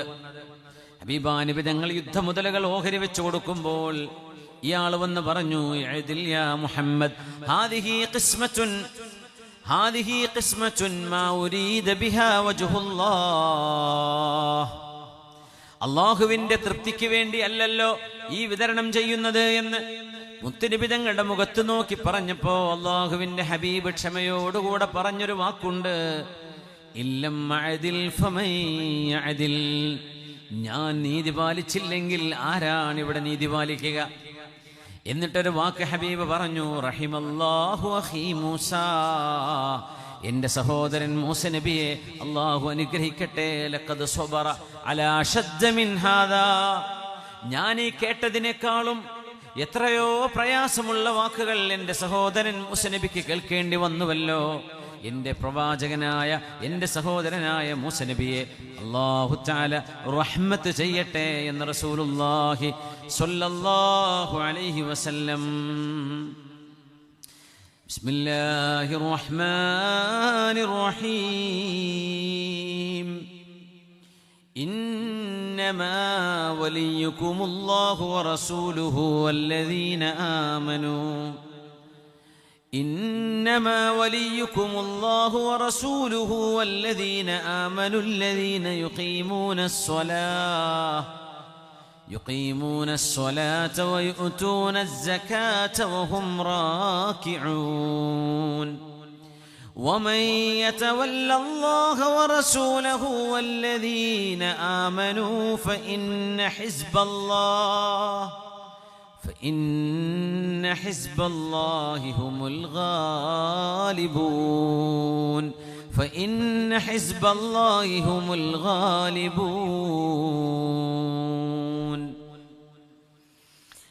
മനുഷ്യരുടെ, സത്യവിശ്വാസികളുടെ എല്ലാ തരത്തിലുമുള്ള സംരക്ഷണം അല്ലാഹു ഏറ്റെടുത്തിരിക്കുന്നു. അല്ലാഹും റസൂലും മുഅ്മിനീങ്ങളും സത്യവിശ്വാസികളുടെ വലിയുകളാണ്. അല്ലദീന യുഖീമൂനസ്സലാഹ്, നിസ്കാരം നിലനിർത്തുന്നവർ. വയുഅ്തൂനസ്സകാ, സകാത്ത് നൽകുന്ന മുഅ്മിനീങ്ങൾ. വഹും റാകിഊൻ, അല്ലാഹുവിന്റെ ഇബാദത്തിലായി നിലകൊള്ളുന്ന സജ്ജനങ്ങളായ മനുഷ്യർ. ആ മനുഷ്യർ മുഅ്മിനീങ്ങൾക്ക് സഹായികളാണ്. മുഅ്മിനീങ്ങൾക്ക് സഹായികളാണ്. മുഅ്മിനീങ്ങളായ ആളുകളുടെ കൈകാര്യകർത്തൃത്വം അല്ലാഹു അവരെ ഏൽപ്പിച്ചിരിക്കുകയാണ്. അനാവശ്യമായി ശിർക്കും കുഫറൊക്കെ ആരോപണങ്ങൾ നടക്കുമ്പോൾ സൂറത്തുൽ മാഇദയിലെ ഈ ആയത്തുകളുടെ ഉത്സാരങ്ങളിലേക്കൊന്ന് ഇറങ്ങി നോക്കിയാൽ കുറേയേറെ അവ്യക്തതകൾ മാറിക്കിട്ടും. ഇന്നമാ വലിയുകുമുല്ലാഹു വറസൂൽ. നമ്മുടെ വിഷയം അതല്ലാത്തത് കൊണ്ട് ഞാൻ അതിലേക്ക് ആഴത്തിൽ കടക്കുന്നില്ല. അല്ലാഹു ജല്ല ജലാലു മനുഷ്യരുടെ സമാധാനത്തിന് എന്തൊക്കെയാണോ വേണ്ടത്, ആ വേണ്ടതെല്ലാം അല്ലാഹു റബ്ബുൽ ഇസ്സത്ത് ഇവിടെ സംവിധാനിച്ചു വെച്ചിരിക്കുകയാണ്. നിങ്ങൾക്ക് സമാധാനത്തോടെ ജീവിക്കാൻ ആവശ്യമായ നിയമങ്ങള്, അനുഷ്ഠാനങ്ങള്, ആചാരങ്ങള് എല്ലാം അല്ലാഹുവിന്റെ ഹബീബ് സ്വല്ലല്ലാഹു അലൈഹി വസല്ലം തങ്ങൾ നമ്മളെ പഠിപ്പിച്ചു. എല്ലാം നമ്മളെ പഠിപ്പിച്ചു ഒന്നൊന്നായിട്ട്. എന്നിട്ട് ഹബീബാ നബി തങ്ങൾ പറഞ്ഞു, ഇവിടെ സത്യവിശ്വാസികൾക്കും അല്ലാത്തവർക്കും മനുഷ്യരായ മനുഷ്യർക്ക് മുഴുവനും നീതി വേണം. എല്ലാവരും നീതിയുടെ പാഠം പഠിക്കണം. ഹബീബിന്റെ അനുയായികളായ ഖലീഫമാർ ലോകത്തിന് നീതി നടപ്പാക്കി കൊടുത്ത ആളുകളാണ്. അതും രാജ്യങ്ങൾ അവരുടെ കീഴിൽ, അവരുടെ ഭരണത്തിന് കീഴിൽ വന്നപ്പോൾ, ഒരു രാജ്യമല്ല, ഒരു മഹല്ലല്ല, ഒരു സംസ്ഥാനമല്ല, സംസ്ഥാനങ്ങളല്ല, രാജ്യങ്ങൾ അവരുടെ കൈകളിലേക്ക് വന്നപ്പോൾ ഉമർ ബിൻ ഖത്താബ് റളിയല്ലാഹു അൻഹു നീതിയെ സംബന്ധിച്ചുള്ള ദീർഘമായ ഒരു കത്ത് ഉമർ റളിയല്ലാഹു അൻഹുവിന്റെ ഗവർണറായിരുന്ന മഹാനായ അബൂ മൂസൽ അശ്അരി റളിയല്ലാഹു അൻഹുവിന് അയച്ചു കൊടുത്തത് നമ്മുടെ ഗ്രന്ഥങ്ങൾ രേഖപ്പെടുത്തി വെച്ചിട്ടുണ്ട്. മഹാനായ അമീറുൽ മുഅ്മിനീൻ ഷഹീദുൽ മിഹ്റാബ് ഉമർ ബിനുൽ ഖത്താബ് റളിയല്ലാഹു അൻഹു. വല്ലാത്ത അത്ഭുതമാണ്. ഉമർ റളിയല്ലാഹു അൻഹുവിന്റെ വാക്കുകൾ ഇങ്ങനെ, തങ്ങൾ തന്നെ പറഞ്ഞു, എനിക്ക് ശേഷം ഒരു നബിയുണ്ടെങ്കിൽ അത് ഉമറായിരുന്നേനെ എന്ന്. വലാകില്ല നബിയ ബഅദി, പക്ഷെ എന്റെ ശേഷം മറ്റൊരു പ്രവാചകനില്ല. അങ്ങനത്തെ വാക്കുകൾ ഉമർ തങ്ങളുടെ വായിലൂടെ ഇങ്ങനെ വരും, മഹാനവറുകൾ ഇസ്ലാം സ്വീകരിച്ചതിന് ശേഷം. ഇന്ന മിൻ ഉമ്മതി ലമുഹദ്ദസീന വമുകല്ലമീൻ വമിൻഹും ഉമർ.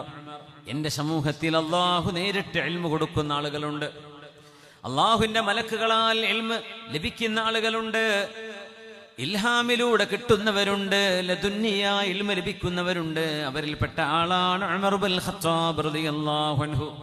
മഹാൻ അബൂ മൂസൽ അശ്അരി തങ്ങൾക്ക്, അബൂ മൂസൽ അശ്അരി തങ്ങൾ യമനിയാണ്, ഹബീബായി തങ്ങൾ ഏറെ ഇഷ്ടപ്പെട്ടിരുന്ന സഹാബിയാണ്. നല്ല ഖുർആൻ പാരായണം ചെയ്യുന്ന കുടുംബമാണ് അശ്അരികൾ.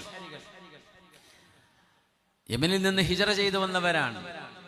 യമനിൽ നിന്ന് അബൂ മൂസൽ അശ്അരി തങ്ങളും സംഘവും എത്യോപ്യയിലേക്ക് പോയി. അവിടേക്ക് ഹിജറ പോയ സഹാബിമാരെ കണ്ടു, അവരോടൊപ്പം മദീനയിലേക്ക് വീണ്ടും പലായനം ചെയ്തു. അങ്ങനത്തെ 2 ഹിജറ, യമനിൽ നിന്ന് ഹബശയിലേക്ക്, ഹബശയിൽ നിന്ന് മദീനയിലേക്ക്, അങ്ങനെ ഒരു 2 യാത്രകൾ ചെയ്ത മഹാന്മാരാണ് അശ്അരികളായ യമനികൾ. അവരുടെ നേതാവാണ് അബൂ മൂസൽ അശ്അരി റളിയല്ലാഹു അൻഹു.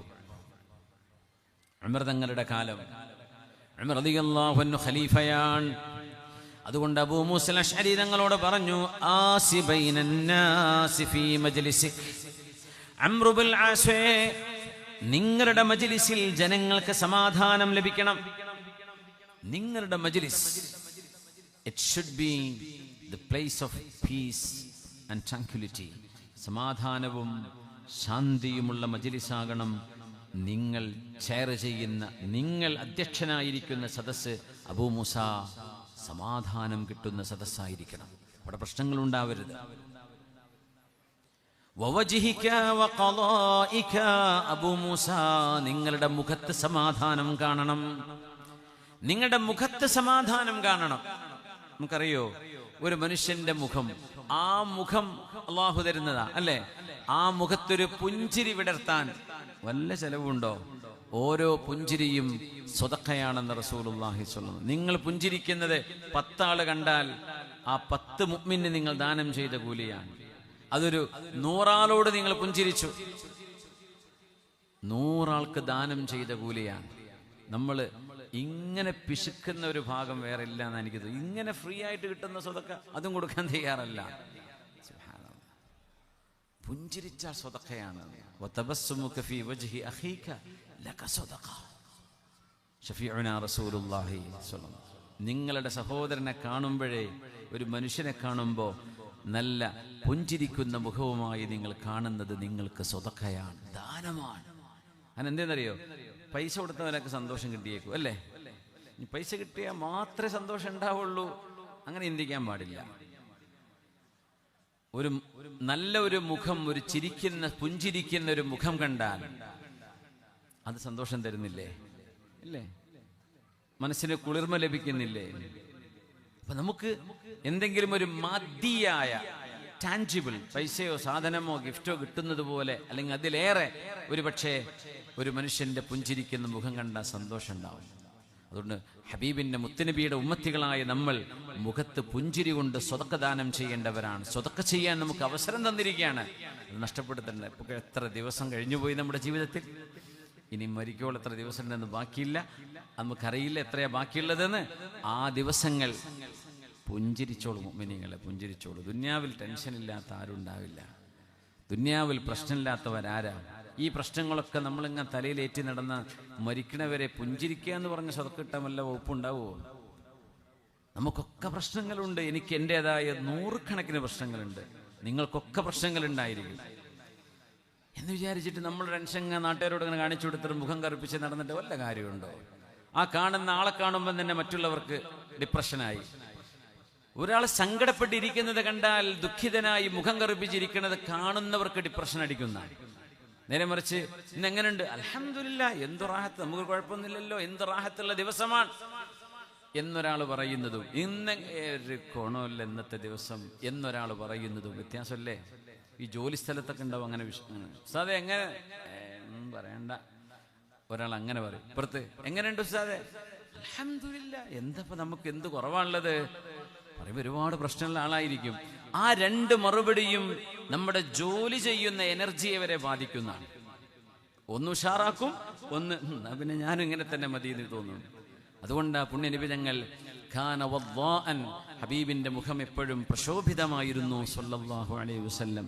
ജരീർ ഇബ്നു അബ്ദുല്ലാഹിൽ ബജലി റളിയല്ലാഹു അൻഹു പറയാൻ, മാ റആനി റസൂലുള്ളാഹി സ്വല്ലല്ലാഹു അലൈഹി വസല്ലം ഇല്ലാ തബസ്സമ ഫീ വജ്ഹി, ഞാൻ ഹബീബിനെ കാണുമ്പോഴൊക്കെ എൻ്റെ ഹബീബ് പുഞ്ചിരിച്ചതാണ് എനിക്ക് ഓർമ്മയുള്ളതെന്ന് മഹാനായ യൂസുഫ് സ്വഹാബ ജരീർ ഇബ്നു അബ്ദുല്ലാഹിൽ ബജലി റളിയല്ലാഹു അൻഹു. ഹബീബ് അങ്ങനെയായിരുന്നു സ്വല്ലല്ലാഹു അലൈഹി വസല്ലം. തങ്ങൾക്ക് എന്തൊക്കെ ടെൻഷൻ ഉണ്ടായിരുന്നു സ്വല്ലല്ലാഹു അലൈഹി വസല്ലം. വെറുതെ ഇരിക്കാൻ സമയം കിട്ടിയിട്ടുണ്ടോ?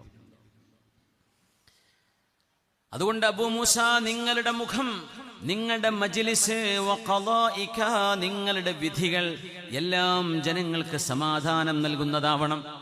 ആരാ പറയുന്നത്? അമീറുൽ മുഅ്മിനീൻ ഉമർ ബിൻ ഖത്താബ് റളിയല്ലാഹു അൻഹു. ഗവർണർക്ക് അയക്കുന്ന കത്ത നിങ്ങളുടെ മുഖം കണ്ടാൽ ജനങ്ങൾക്ക് സമാധാനം കാണണമെന്ന്. സുബ്ഹാനല്ലാഹ്. അതാണ് നമ്മുടെ നേതാവ് അമീറുൽ മുഅ്മിനീൻ ഉമർ ബിൻ ഖത്താബ് റളിയല്ലാഹു അൻഹു. എന്നിട്ടൊരു കാര്യം പറഞ്ഞു, ولا يمنعك قضاء قضيته فيه بالأمس فراجعت فيه نفسك فهديت فيه إلى رشدك أن ترجع إلى الحق. അബൂ മൂസ അശ്അരി, ഇന്നലെ നിങ്ങൾ വിധി പറഞ്ഞു എന്നിരിക്കട്ടെ, ആ വിധി തെറ്റായിരുന്നു എന്ന് നിങ്ങൾക്ക് ബോധ്യപ്പെട്ടു കഴിഞ്ഞാൽ ഞാൻ ഇന്നലെ പറഞ്ഞ വിധി തെറ്റാണ് എന്ന് പറയാൻ സമ്മതിക്കാൻ അബൂ മൂസ നിങ്ങൾ മടി കാണിക്കരുതേ. നമ്മൾ പലരും അങ്ങനെയാ പറയാ, ദേഷ്യപ്പെട്ടിട്ട് പറയേ ഞാൻ മരിച്ചാൽ എൻ്റെ മയ്യത്ത് പോലും അവനെ കാണിച്ചു കൊടുക്കരുത് എന്ന്. യാ അല്ലാ, എന്ത് വർത്താനാണ് അതൊക്കെ? എന്തിനാ അങ്ങനെയൊക്കെ പറയണത്? ഞങ്ങനെ പറഞ്ഞു പോയി എന്ന് വിചാരിക്കുക. ഒന്ന് തിരുത്ത, ഞാൻ അപ്പ ആ ദേഷ്യത്തിൽ പറഞ്ഞതാണ് കേട്ടോ, അങ്ങനെ ഒരു വെറുപ്പോ ദേഷ്യമൊന്നും എനിക്ക് അയാളോടില്ല. തിരുത്തണം, മരണത്തിന്റെ മുമ്പ് തിരുത്തണം. വലിയ രസം എന്താണെന്നറിയോ? മയ്യത്ത് കൊണ്ടുവച്ചാൽ മെഹ്റാബിന്റെ മുമ്പിൽ ജനാസക്ക് കൊണ്ടുവന്ന് നിർത്തിയാൽ ഓരോരുത്തരിങ്ങനെ പറയും, പഠിച്ചവനെ നല്ല മനുഷ്യനായിരുന്നു കേട്ടോ, നല്ലൊരു മനുഷ്യനാ പോയി മരിച്ചെടുക്കണത്. അയാൾ അങ്ങനെ പള്ളിക്ക് ആദ്യം വരുന്ന ആളെ ഹൗദ് ക്ലീനാക്കുന്ന ആളായിരുന്നു, മുക്രിക്കാനെ വിളിച്ചോണ്ടുന്ന ആളായിരുന്നു, ഏതൊരു കാര്യത്തിനും സഹായിക്കുന്ന ആളായിരുന്നു. ജീവിച്ചിരിക്കുന്ന കാലം നിങ്ങൾ ഈ നല്ല വർത്തമാനം ആ മയ്യത്തിനായി കിടക്കുന്ന മനുഷ്യനോട് പറയാറുണ്ടോ? അപ്പോഴല്ലേ ആ മനുഷ്യ അതുകൊണ്ട് കാര്യമുള്ളൂ. ജീവിച്ചിരിക്കുന്ന കാലത്ത് ഇതൊന്നും പറയില്ല. മരിച്ചു കഴിഞ്ഞാൽ പിന്നെ കോള എഴുതും, പിന്നെ സ്മരണിക, പിന്നെ അനുസ്മരണം. ജീവിച്ചിരിക്കുന്ന കാലത്ത് ഫുള്ള് ഫിത്തിനെ പറയാം. മരിച്ചു കഴിഞ്ഞാൽ ഭയങ്കര ആളെയ്ത്. എന്തിനാ നമ്മൾ അങ്ങനെ ചെയ്യും? ജീവിച്ചിരിക്കുമ്പോൾ പറഞ്ഞു കൊടുത്തൂടെ? ജീവിച്ചിരിക്കുമ്പോൾ മനുഷ്യനെ പറ്റി ഖൈർ പറയണ്ടേ? അവിടെ മുഖത്ത് നോക്കി പറയണ്ട, പക്ഷെ മറ്റുള്ളവരോട് പറഞ്ഞൂടെ? അതെന്തൊരു വലിയ നന്മയാണ്. ആരെയും മുന്നിലിരുത്തിയിട്ട് പുകഴ്ത്താൻ പാടില്ല എന്നാണ്. അത് നമ്മുടെ രീതിയല്ല. പക്ഷെ അയാളുടെ പ്രസൻസിലല്ല, പക്ഷെ അയാളെ കുറിച്ച് നല്ലത് പറയാം. അതയാൾ ചിലപ്പോൾ അറിഞ്ഞെന്ന് വരും, അറിഞ്ഞില്ല എന്ന് വരും. അറിയുമ്പോൾ അയാൾക്ക് ഇഷ്ടമായി എന്ന് വരും, സന്തോഷമായി എന്ന് വരും. അതൊന്നും പ്രശ്നമില്ല. അയാളുടെ മുമ്പിൽ വെച്ചിട്ട് അയാളെ പുകഴ്ത്താൻ പാടില്ല. പക്ഷേ ഒരാളുടെ ബാക്കിൽ നിന്നുകൊണ്ട് അയാളെ പുകഴ്ത്തണമെന്ന, ഒരു മനുഷ്യന്റെ നന്മകൾ പറയണമെന്ന നമ്മുടെ ശരീഅത്ത് അങ്ങനെയാണ്. നമ്മളതൊന്നും പറയൂല. മരിച്ചു കഴിഞ്ഞാൽ അളിയൻ അങ്ങനെയായിരുന്നു, അളിയൻ ഇങ്ങനെയായിരുന്നു, ഏട്ടമ്പതിയാപ്പിൾ എങ്ങനെയായിരുന്നു. ജീവിച്ചിരിക്കുമ്പോൾ പോയി പറയേ, ജീവിച്ചിരിക്കുമ്പോൾ പോയിട്ട് സന്തോഷിപ്പിക്കും. മരിച്ചു കഴിഞ്ഞാൽ ഒരു മനുഷ്യനെ കാണാൻ, ആ രോഗി 10 കൊല്ലമായിട്ട് രോഗശൈലിയിൽ കിടക്കുമ്പോൾ തിരിഞ്ഞു നോക്കാതെ, പോയി നോക്കാതെ, ഒന്ന് സലാം പറയാതെ അയാൾ മരിച്ചു എന്ന് പറയുമ്പോൾ അങ്ങോട്ട് വണ്ടി എടുത്ത് വരും. എല്ലാവരും വരണ്ടെന്നല്ല ഞാൻ പറയണത്. ആ മനുഷ്യൻ ജീവിച്ചിരിക്കുമ്പോൾ ആളുടെ മുഖം കണ്ടാൽ അറിയുന്നൊരു സമയത്ത് ഇതിൽ എത്ര പേര് പോയി നോക്കിയിട്ടുണ്ടാവും? നമ്മൾ ആലോചിച്ച് നോക്കൂ. നമുക്ക് പുറത്തിറങ്ങാൻ പറ്റാണ്ട്, നമുക്കൊന്ന് ഇറങ്ങി നടക്കാനാവാതെ ഒരു രോഗശയ്യയിൽ കിടക്കുമ്പോൾ തൻ്റെ കൂട്ടുകാരും കൂടെ പഠിച്ചവരും കൂടെ കളിച്ചവരും കൂടെ ജോലി ചെയ്തവരും കൂടെ നടന്നവരും ഒക്കെ ഒന്ന് വന്ന് കാണുമ്പോൾ ആ രോഗി കിട്ടുന്ന വലിയൊരു സന്തോഷമല്ലേ. രോഗിയെ സന്ദർശിക്കൽ എത്ര വലിയ കൂലിയാണ്. അപ്പോൾ തിരിഞ്ഞു നോക്കൂല. ഒരു വല്യമ്മ മരിച്ചു എന്ന് പറയുമ്പോൾ അവിടെ ഓടിയെത്തും അല്ലേ. ജീവിച്ചിരിക്കുമ്പം ചെല്ലി, മരിച്ചിട്ടും ചെല്ലണം, പക്ഷെ ജീവിച്ചിരിക്കുമ്പോഴും ചെല്ലണം. ഒരു മനുഷ്യന് സന്തോഷം കൊടുക്കുക എന്ന് പറഞ്ഞാൽ ഇതിലും വലിയ ഇബാദത്ത് വേറെ ഇല്ല എന്ന് പോലും ഹദീസിൽ വന്നിട്ടുണ്ട്. അത്ര വലുതാണ്. സുറൂറുൻ തുദ്ഖിലുഹു അലാ ഖൽബിൽ മുഅ്മിൻ, ഒരാൾക്ക് സന്തോഷം നൽകുന്നത് അത്രമേൽ അല്ലാഹുവിന് ഇഷ്ടമാണ്. ഉമർ തങ്ങൾ പറയാൻ, അബൂ മൂസ, നിങ്ങൾ ഇന്നലെ പറഞ്ഞ വിധി, നിങ്ങളുടെ വിധിന്യായം ശരിയല്ലായിരുന്നു എന്ന് നിങ്ങൾക്ക് ബോധ്യപ്പെട്ടു കഴിഞ്ഞാൽ അത് തിരുത്താൻ മടിയുണ്ടാവരുതേ. പച്ചയിൽ എണീറ്റ് പറയണം, ഞാൻ പറഞ്ഞത് ശരിയല്ലായിരുന്നു. എന്താ കുഴപ്പം? ഒരു കുഴപ്പമില്ല, അങ്ങനെ പറയണം. فإن الحق قديم لا ينقضه شيء. لا توكان. These words have to be written by a golden pen, golden ink. فإن الحق قديم, because the truth is ancient. സത്യം അതിപുരാതനമാണ്. لا ينقضه شيء, nothing can nullify it. സത്യത്തെ മൂടിവെക്കാൻ ഒന്നിനും കഴിയൂല. സത്യം സത്യമാണ്. അത് ഇന്ന് നേരത്തെ പറഞ്ഞാൽ അത്രയും നല്ലത്. സത്യം മറച്ചു വെക്കരുത്. സത്യം ഏറ്റവും പഴയതാണ്. സത്യം അതിപുരാതനമാണ്. സത്യം എന്നെന്നും പഴക്കമുള്ളതാണ്. സത്യമാണ് എന്നും നിലനിൽക്കുന്നത്. ഇന്ന റുജൂഅ ലിൽ ഹഖ് ഇലൽ ഹഖ് ഖൈറുൻ മിനത് തമാദി ഫിൽ ബാത്തിൽ. ശരിക്കും മനസ്സിലാക്കേണ്ട വാക്കുകളാണിത്. ഉമർ തങ്ങളുടെ വാക്ക്. നബി തങ്ങൾ പറയാറില്ലേ, എൻ്റെ ഖുലഫാ ഉർ റാഷിദീങ്ങൾ പറയുന്നത് കേൾക്കണേന്ന്. ഞാൻ മരിച്ചാൽ, ഞാൻ വഫാത്തായാൽ എൻ്റെ ചര്യയും എൻ്റെ ഖുലഫാ ഉർ റാഷിദുകൾ പറഞ്ഞത് നിങ്ങൾ അനുസരിക്കണമെന്ന്. ആ ഖുലഫാ ഉർ റാഷിദിൽപ്പെട്ട മഹാന ഉമർ ബിൻ ഖത്താബ് തങ്ങൾ നമുക്കറിയാലോ. മഹാനവറുകൾ പറയാണ്, വഇന്ന റുജൂഅ ഇലൽ ഹഖ് ഖൈറുൻ മിനത് തമാദി ഫിൽ ബാത്തിൽ. സത്യത്തിലേക്ക് തിരിച്ചു വരലാണ് നല്ലത്. തൻ്റെ മോശപ്പെട്ട നിലപാടുകളിൽ അള്ളിപ്പിടിച്ചു കൂടുന്നതിനേക്കാൾ, അത് ന്യായീകരിച്ചു കൊണ്ടിരിക്കുന്നതിനേക്കാളും നല്ലത് സത്യത്തിലേക്ക് തിരിച്ചു വരലാണ്. അല്ലേ? നമുക്കൊക്കെ തെറ്റുപറ്റും. മനുഷ്യരാണ്, മനുഷ്യർക്ക് തെറ്റുപറ്റും. മുഅ്മിനീങ്ങളെ കുറിച്ച് പറഞ്ഞെന്താ? മുഅ്മിനീങ്ങൾ യുദ്ധം ചെയ്താൽ, അപ്പൊ മുഅ്മിനീങ്ങൾ എന്ന് പറയുന്ന കാറ്റഗറിയിൽപ്പെട്ട ആളുകൾ യുദ്ധം ചെയ്യുക എന്ന് പറയുന്ന വലിയൊരു തെറ്റുപോലും അവരെന്ന് സംഭവിക്കാം. അതുകൊണ്ടൊന്നും അവർ ഈമാനിന് പുറത്തു പോണില്ല. അവർ മുദ്നിബീങ്ങളാണ്. തെറ്റ് സംഭവിച്ചു എന്നേ വരൂ. ഇൻഷാ ഗഫർ വ ഇൻഷാ അഅദബ്. അല്ലാഹുവിന് വേണമെങ്കിൽ ശിക്ഷിക്കാം, അല്ലെങ്കിൽ അല്ലാഹുവിനെ പുറത്തു കൊടുക്കാം. പക്ഷെ മുഅ്മിനീങ്ങളാണ്. ഈമാനെന്ന് പുറത്തു പോകുന്നുണ്ടോ? ഒരാൾ ആത്മഹത്യ ചെയ്തെന്ന് വിചാരിക്കാം. ഹദീസ് കേൾക്കുമ്പോൾ നമ്മൾ മുമ്പ് ചർച്ച ചെയ്ത വിഷയമാണ്, അതിലേക്ക് കടക്കുന്നില്ല.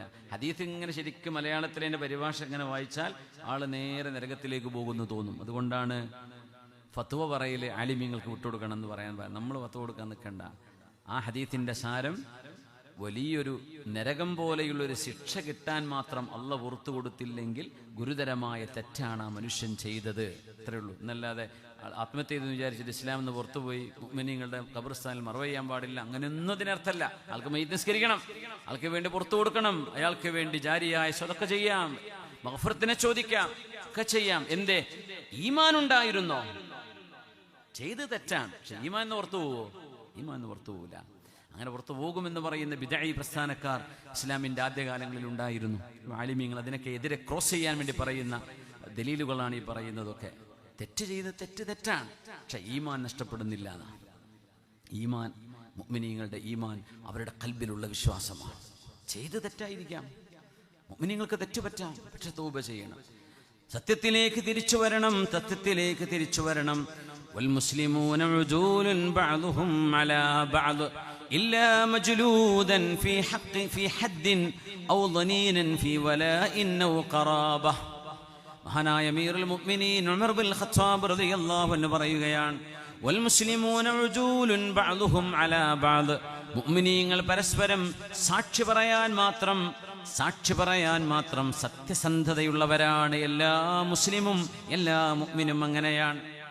ഇല്ലാ മജ്ലൂദൻ ഫീ ഹദ്ദിൻ, ഇസ്ലാമിൻ്റെ ഒരു ശിക്ഷ നടപ്പാക്കപ്പെട്ട ഒരാളൊഴികെ, അല്ലെങ്കിൽ അധികാരത്തിന്റെ പേരിൽ തെറ്റിദ്ധരിക്കപ്പെട്ട ഒരു മനുഷ്യനൊഴികെ അല്ലാത്ത എല്ലാ മുഅ്മിനീങ്ങളും പരസ്പരം സത്യസന്ധരാണ്, സാക്ഷി പറയാൻ പറ്റുന്നവരാണ്. വസ്സുൽഹു ജായിസും ബൈനൽ മുസ്ലിമീൻ, മുസ്ലിമീങ്ങൾക്കിടയിൽ മസ്ലഹത്ത് ഉണ്ടാക്കണം, അടി ഉണ്ടാക്കരുത്. അത് ഇബ്ലീസിന്റെ പണിയാണ്. നമ്മളും കൂടെ ചെയ്യേണ്ട കാര്യമുണ്ടോ? നമ്മുടെ എഴുത്തിലൂടെയോ നമ്മുടെ വാക്കിലൂടെയോ ഒരു ഫിത്തിനൻ, ഒരു വെറുതെ ദേഷ്യം ഉണ്ടാക്കുന്ന വർത്താനം പറയുക, അങ്ങോട്ടും ഇങ്ങോട്ടും അടുപ്പിക്കുന്ന വർത്താനം പറയുക, ഇത് ശൈത്താനാണ്. മനുഷ്യരൂപത്തിലുള്ള ശൈത്താനുകളാണ്. ആ ശൈത്താനുകൾക്ക് പല അക്കൗണ്ടൊക്കെ ഉണ്ടാവും, ഫേസ്ബുക്ക് അക്കൗണ്ടും ഇൻസ്റ്റഗ്രാം അക്കൗണ്ടൊക്കെ ഉണ്ടാവും. അത് ശൈത്താന്റെ പണിയാണ്, നമ്മളിത് ചെയ്യരുത്. പിശാച്ചാണ് തമ്മിലടിപ്പിക്കുന്നത്. മുഅ്മിനീങ്ങൾ മസ്ലഹത്ത് ചെയ്യണം. ഇതൊക്കെ അള്ളാഹ് പറഞ്ഞിരിക്കുക. നമ്മൾ ഏതോ വഴിക്ക് പോവുക, ഹദീസും ഖുർആനും വേറെ വഴിക്കാണ് പോകുന്നത്. അങ്ങനെ ആവാൻ പാടില്ലല്ലോ. അല്ലാഹുമ്മ റുദ്ദനാ വൽ മുസ്ലിമീന ഇലാ ദീനിക റദ്ദൻ ജമീല. നമ്മൾ എവിടേക്കോ ചില അന്ധത ബാധിച്ച് ഈ ഹദീസൊന്നും ഓർമ്മല്ലാണ്ട് എവിടേക്കോ ഓടി നടക്കുകയാണ്. അങ്ങനെ ആവരുത്. വസ്സുൽഹു ബൈനൽ മുസ്ലിമീന ജായിസുൻ ഇല്ലാ സുൽഹൻ അഹല്ല ഹറാമൻ ഔ ഹറമ ഹലാല. ഒരു ഹലാല ഹറാമാക്കുകയോ ഒരു ഹറാമിനെ ഹലാലാക്കുകയോ ചെയ്യുന്ന തീരുമാനങ്ങൾ ഉണ്ടാകരുത്. അല്ലാത്ത എല്ലാ സുൽഹും നല്ലതാണ്, അതാണ് വേണ്ടത് എന്ന് മഹാനായ ഉമർ ഇബ്നുൽ ഖത്താബ് റളിയല്ലാഹു അൻഹു. ഒരുപാട് സംഭവങ്ങൾ ഈ സമൂഹത്തിൽ കഴിഞ്ഞു പോയിട്ടുണ്ട്, നമ്മുടെ മുൻ സലഫ് സ്വാലിഹീങ്ങളിൽ. അതിൻ്റെയൊക്കെ ന്യായം എന്താന്ന് വെച്ചാൽ, തിന്മ ചെയ്ത ഒരാളും രക്ഷപ്പെടരുത്, നിരപരാധിയായ ഒരാളും ശിക്ഷിക്കപ്പെടുകയും അരുത്. മഹാനായ അലി ഇബ്നു അബീ ത്വാലിബ് റളിയല്ലാഹു അൻഹുവിന്റെ കാലത്ത് നടന്ന ഒരു രസകരമായൊരു സംഭവമുണ്ട്. അലി ഇബ്നു അബീ ത്വാലിബ് തങ്ങൾ അന്നത്തെ ഖലീഫയാണ്. അലി റളിയല്ലാഹു അൻഹു ഖലീഫയായി നിൽക്കുമ്പോൾ ഒരു ഡെഡ് ബോഡി കാണപ്പെട്ടു. ഒരു മനുഷ്യൻ കഴുത്തറുക്കപ്പെട്ട് മരിച്ചു കിടക്കുകയാണ്. പോലീസുകാരിങ്ങനെ കൊലയാളി ആരാണെന്നറിയാതെ ഇൻവെസ്റ്റിഗേഷന് വേണ്ടി വന്നപ്പോ ഒരു മനുഷ്യനുണ്ട് തൊട്ടപ്പുറത്ത് ഇരിക്കുന്നു, മൂത്രമൊഴിക്കുന്നു. അയാളുടെ കയ്യിൽ ഒരു കത്തിയുണ്ട്, അയാളുടെ കൈകളിൽ ചോരയുമുണ്ട്. പോലീസുകാർ പൊക്കോലോ, തെളിവും സാഹചര്യങ്ങളൊക്കെ. ഇപ്പുറത്തൊരാൾ കഴുത്തിറക്കപ്പെട്ട് കിടക്കും ചെയ്യും, ഒരു കാട്ടുപന്തയിൽ കിടക്കുകയാണ്. അയാൾ ചോരയെ കുളിച്ച് കിടക്കണം, മരിച്ചിട്ടുണ്ട്.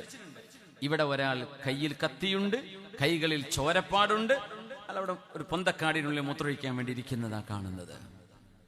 പോലീസുകാർ ചോദിച്ചു, നീയാണോ ഇയാളെ കൊന്നത് എന്ന് ചോദിച്ചു. അതെ അതെ അതെ ഞാൻ തന്നെയാണ്. നവാന്ന് പറഞ്ഞു പിടിച്ചുകൊണ്ടേ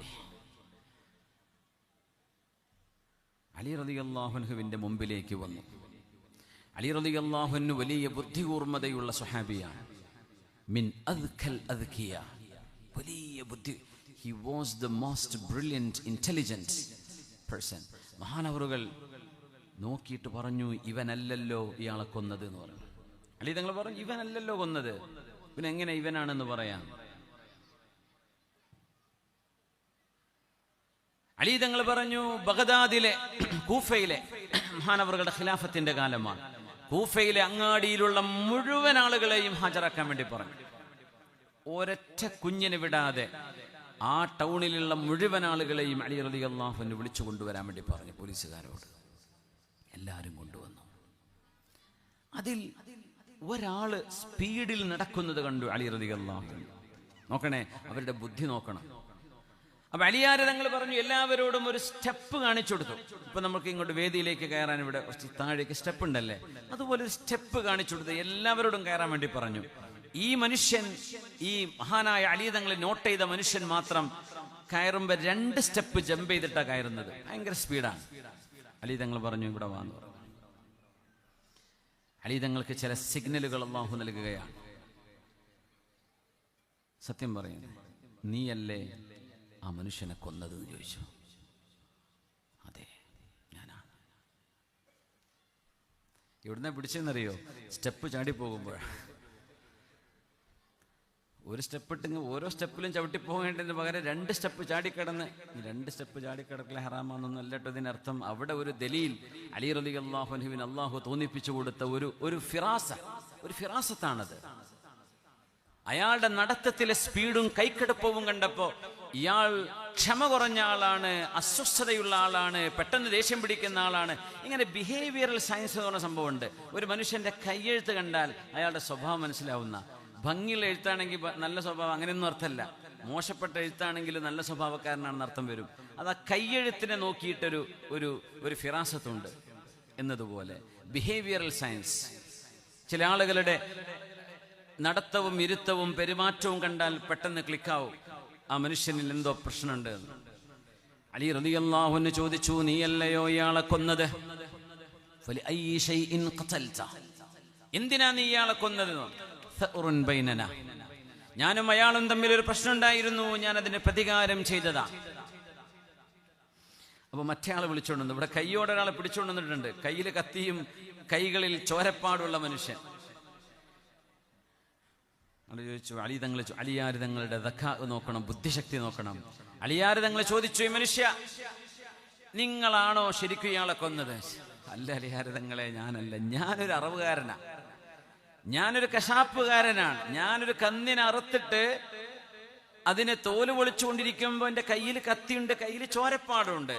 ഞാൻ മൂത്രമൊഴിക്കാൻ വേണ്ടി മുട്ടിയിട്ട് ഓടിച്ചെന്ന് പൊന്തക്കാടിൽ മൂത്രമൊഴിക്കുമ്പോഴാണ് പോലീസുകാർ എന്നെ പിടിച്ചു പൊക്കണത്. എൻ്റെ കയ്യിൽ കത്തിയുണ്ട്, ഇയാൾ ഇവിടെ മരിച്ചു കിടക്കും ചെയ്യാ, പിന്നെ ഞാനവിടെ അല്ല എന്ന് പറഞ്ഞിട്ട് കാര്യമില്ലല്ലോ, തെളിവ് എനിക്കെതിരല്ലേ, അവരെന്നെ പിടിക്കുന്നു ഉറപ്പാ. അങ്ങനെ ഞാനങ്ങനെ സമ്മതിച്ചു കൊടുത്തതാന്ന് പറഞ്ഞു. സുബ്ഹാനല്ലാഹ്.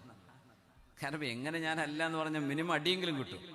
പിന്നെ ഞാനാണെന്നങ്ങ് പറഞ്ഞു കൊടുത്തു. എന്തായാലും എൻ്റെ കയ്യിൽ കത്തിയാണ്, ഞാൻ അപ്പുറത്തൊരു ആടിനറുത്ത് വരികയായിരുന്നു.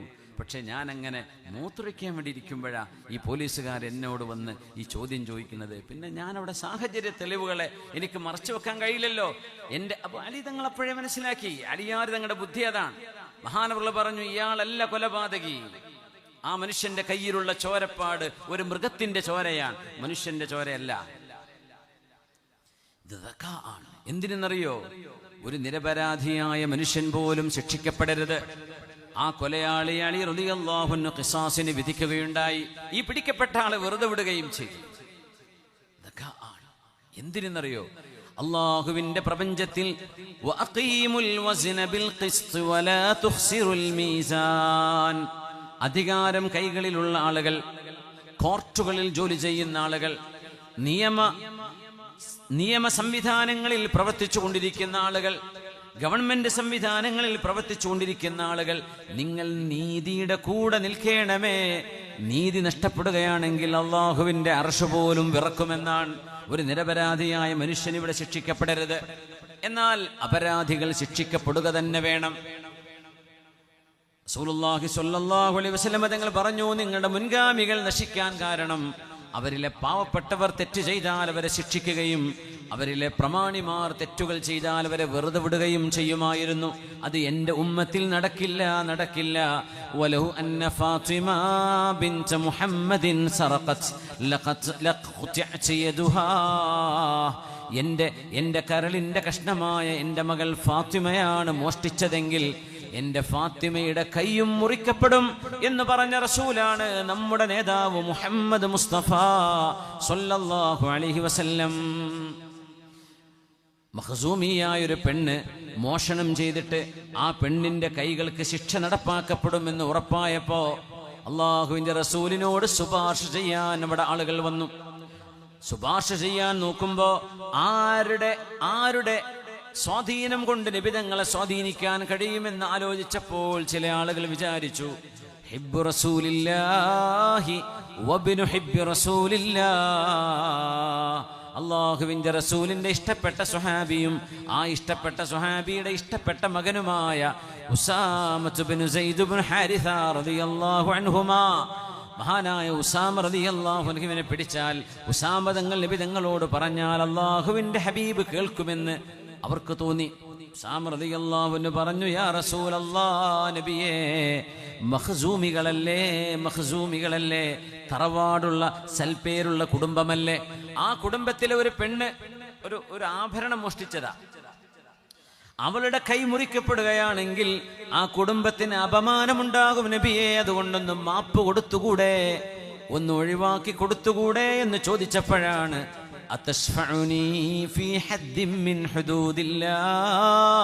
അല്ലാഹുവിന്റെ ഒരു നിയമം നടപ്പാക്കാൻ അവസരമുണ്ടാകുമ്പോ ആ നിയമം നടപ്പാക്കരുത് എന്നോട് ശുപാർശ ചെയ്യാൻ വന്നതാണോ ഉസാമ? അതാണോ ഉസാമ നിങ്ങൾ ആഗ്രഹിക്കുന്നത്? ഫവല്ലാഹ്, നിങ്ങൾക്കൊന്ന് കേൾക്കണോ, അള്ളാഹുവിനെ തന്നെയാണ് സത്യം, ലൗ അന്ന ഫാത്തിമ ബിൻത മുഹമ്മദിൻ സറഖത്, മുഹമ്മദ് നബി തങ്ങളുടെ മകൾ സാക്ഷാൽ ഫാത്തിമ റളിയല്ലാഹു അൻഹയാണ് മോഷ്ടിച്ചതെങ്കിൽ അവരുടെ കൈ പോലും മുറിക്കപ്പെടുക തന്നെ ചെയ്യും ഉസാമ.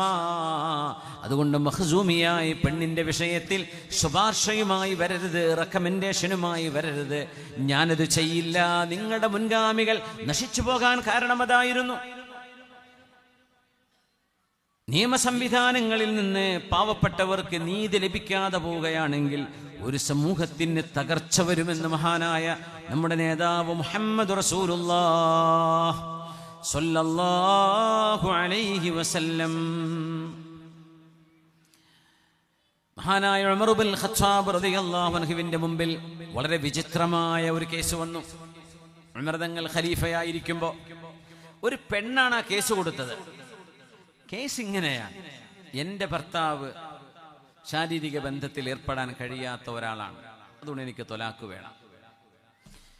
ഒരു പെണ്ണിനങ്ങനെ തൊലാക്ക് ആവശ്യപ്പെടാനുള്ള കാരണങ്ങളിൽ ഫിഖ്ഹ് കർമ്മശാസ്ത്ര നിയമത്തിൽ അംഗീകരിക്കപ്പെട്ട ഒരു മസലയാണത്. ഒരു പെണ്ണ് പറയും, എൻ്റെ ഭർത്താവിന് അങ്ങനെ ഒരു ഒരു ഒരു ഒരു സ്കിൽ അല്ലെങ്കിൽ ഒരു കഴിവില്ല, എനിക്ക് വിവാഹമോചനം വേണം, വേറെ കല്യാണം കഴിക്കണം, ഇയാളുടെ കൂടെ ജീവിക്കാൻ എന്നെക്കൊണ്ട് കഴിയില്ല, ഞാൻ ഹറാമിലേക്ക് പോയി പോകും, എൻ്റെ ഭർത്താവ് ദുർബലനാണ്, അദ്ദേഹത്തിന് ആ ഒരു ശേഷിയില്ലാത്തവനാണ് എന്ന് പറയാം. ഇഅ്തിറാദ് എന്നതിന് അറബിയിൽ പറയാം.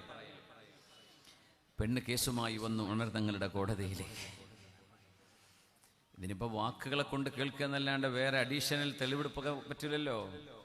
പുതിയാപ്പിളിനെ വിളിച്ചു, നിനക്ക് കുഴപ്പമുണ്ടോ എന്ന് ചോദിച്ചു. എനിക്കൊരു കുഴപ്പമില്ല എന്ന് പറഞ്ഞു. അല്ലാഹ്, പ്രശ്നം വീണ്ടും സങ്കീർണമായി. ഉമർ തങ്ങൾ പറഞ്ഞു, നീ നിന്റെ ഭാര്യയുടെ അരികത്ത് അവരുമായി ശാരീരിക ബന്ധത്തിൽ ഏർപ്പെട്ട് കഴിഞ്ഞ് നിനക്ക് സ്ഖലനം സംഭവിച്ചു കഴിഞ്ഞാൽ നിന്റെയോ അവളുടെയോ വസ്ത്രത്തിൽ അതിൻ്റെ ഒരു അടയാളവുമായി നീ എൻ്റെ അടുത്ത് വാന്ന് പറഞ്ഞു. അങ്ങനെ അയാൾ അതും കൊണ്ടുവന്നു.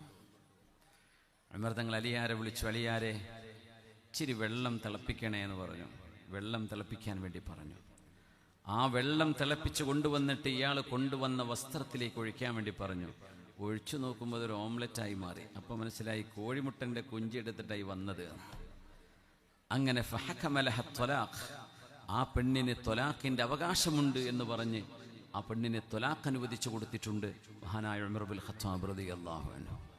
ഇസ്ലാമിക ലോകത്ത് നടക്കുന്ന ഈ ഉമ്മത്തിൻ്റെ പാരമ്പര്യത്തിൽ ചരിത്രത്തിൽ കഴിഞ്ഞുപോയ ആണിനും പെണ്ണിനും അള്ളാഹു അനുവദിച്ച നീതി ഇവിടെ ലഭിക്കണം എന്നതിൽ എത്രത്തോളം ശുഷ്കാന്തിയുണ്ട് ഈ ശരീഅത്തിന് എന്ന് പഠിപ്പിക്കുകയാണ് മഹാനായ ഷഹീദുൽ മെഹ്റാബ് മഹാനായ ഉമർ ഇബ്നുൽ ഖത്താബ് റളിയല്ലാഹു അൻഹു. നോക്കണേ, തെറ്റുകൾ തെറ്റാണ്.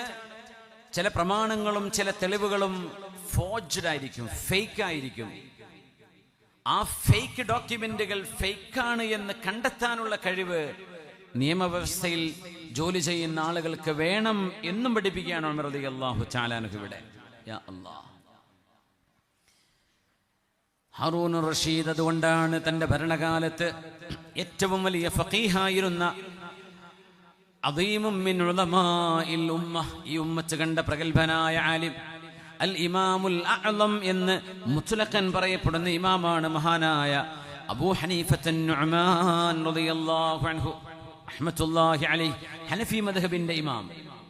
ഏറ്റവും വലിയ അൽ ഇമാമുൽ അഅ്ലം, the greatest leader in Islamic jurisprudence, ഇസ്ലാമിന്റെ ഫിഖഹിലെ ഏറ്റവും വലിയ ഇമാം എന്ന് പറഞ്ഞാൽ, പേര് പറയാതെ പറഞ്ഞാൽ അത് മഹാനായ അബൂ ഹനീഫ തങ്ങളാണ്. അത്ര വലിയ പണ്ഡിതൻ. ഹാറൂൻ റഷീദ് അന്നത്തെ ഖലീഫയാണ്. ഹാറൂൻ റഷീദ് തങ്ങൾ പറഞ്ഞു, അബൂ ഹനീഫ തങ്ങളെ നിങ്ങളായിരിക്കണം നമ്മുടെ സുപ്രീം കോർട്ട് ജഡ്ജ്. അദ്ദേഹം പറഞ്ഞു, ഞാൻ നിൽക്കില്ല എന്ന് പറഞ്ഞു. നിന്നില്ലെങ്കിൽ അടി കിട്ടുമെന്ന് പറഞ്ഞു. അടിച്ചോളൂ എന്ന് പറഞ്ഞു. ഫജലദഹു, മഹാനായ അബൂ ഹനീഫ ഇമാമിനെ അടി കിട്ടി, ശിക്ഷ ലഭിച്ചു. എന്തിനെന്നറിയോ? വലിയൊരു സുപ്രീം കോർട്ട് ജഡ്ജാവാനുള്ള ഓഫർ നിരസിച്ചതിന്റെ പേര്. എന്താ കാരണം എന്നറിയോ? ഈ ഭരണാധികാരികളുടെ മുമ്പിൽ ജഡ്ജായി നിന്നാൽ അവർക്കനുകൂലമായി പലതും വിധിക്കേണ്ടി വരും. അത് അള്ളാന്റെ കോടതിയിൽ ഞാൻ പിടിക്കപ്പെടും, അതുകൊണ്ട് ഞാൻ നിൽക്കൂല. സുബ്ഹാനല്ലാഹ്. അപ്പൊ ഹാറൂൻ റഷീദ് പറഞ്ഞു വല്ലാഹ്, അല്ലാഹുൽ സത്യം ചെയ്തു. സത്യം ചെയ്തു പറഞ്ഞ യമീനാണ്. സത്യം പൊളിഞ്ഞാൽ അതിന്റെ കഫാറത്ത് പ്രായശ്ചിത്തം കൊടുക്കണം. 10 അടിമകളെ മോചിപ്പിക്കണം, അല്ലെങ്കിൽ 3 ദിവസം നോമ്പെടുക്കണം. അങ്ങനെയൊക്കെ നിയമങ്ങളുണ്ട് അതിന്.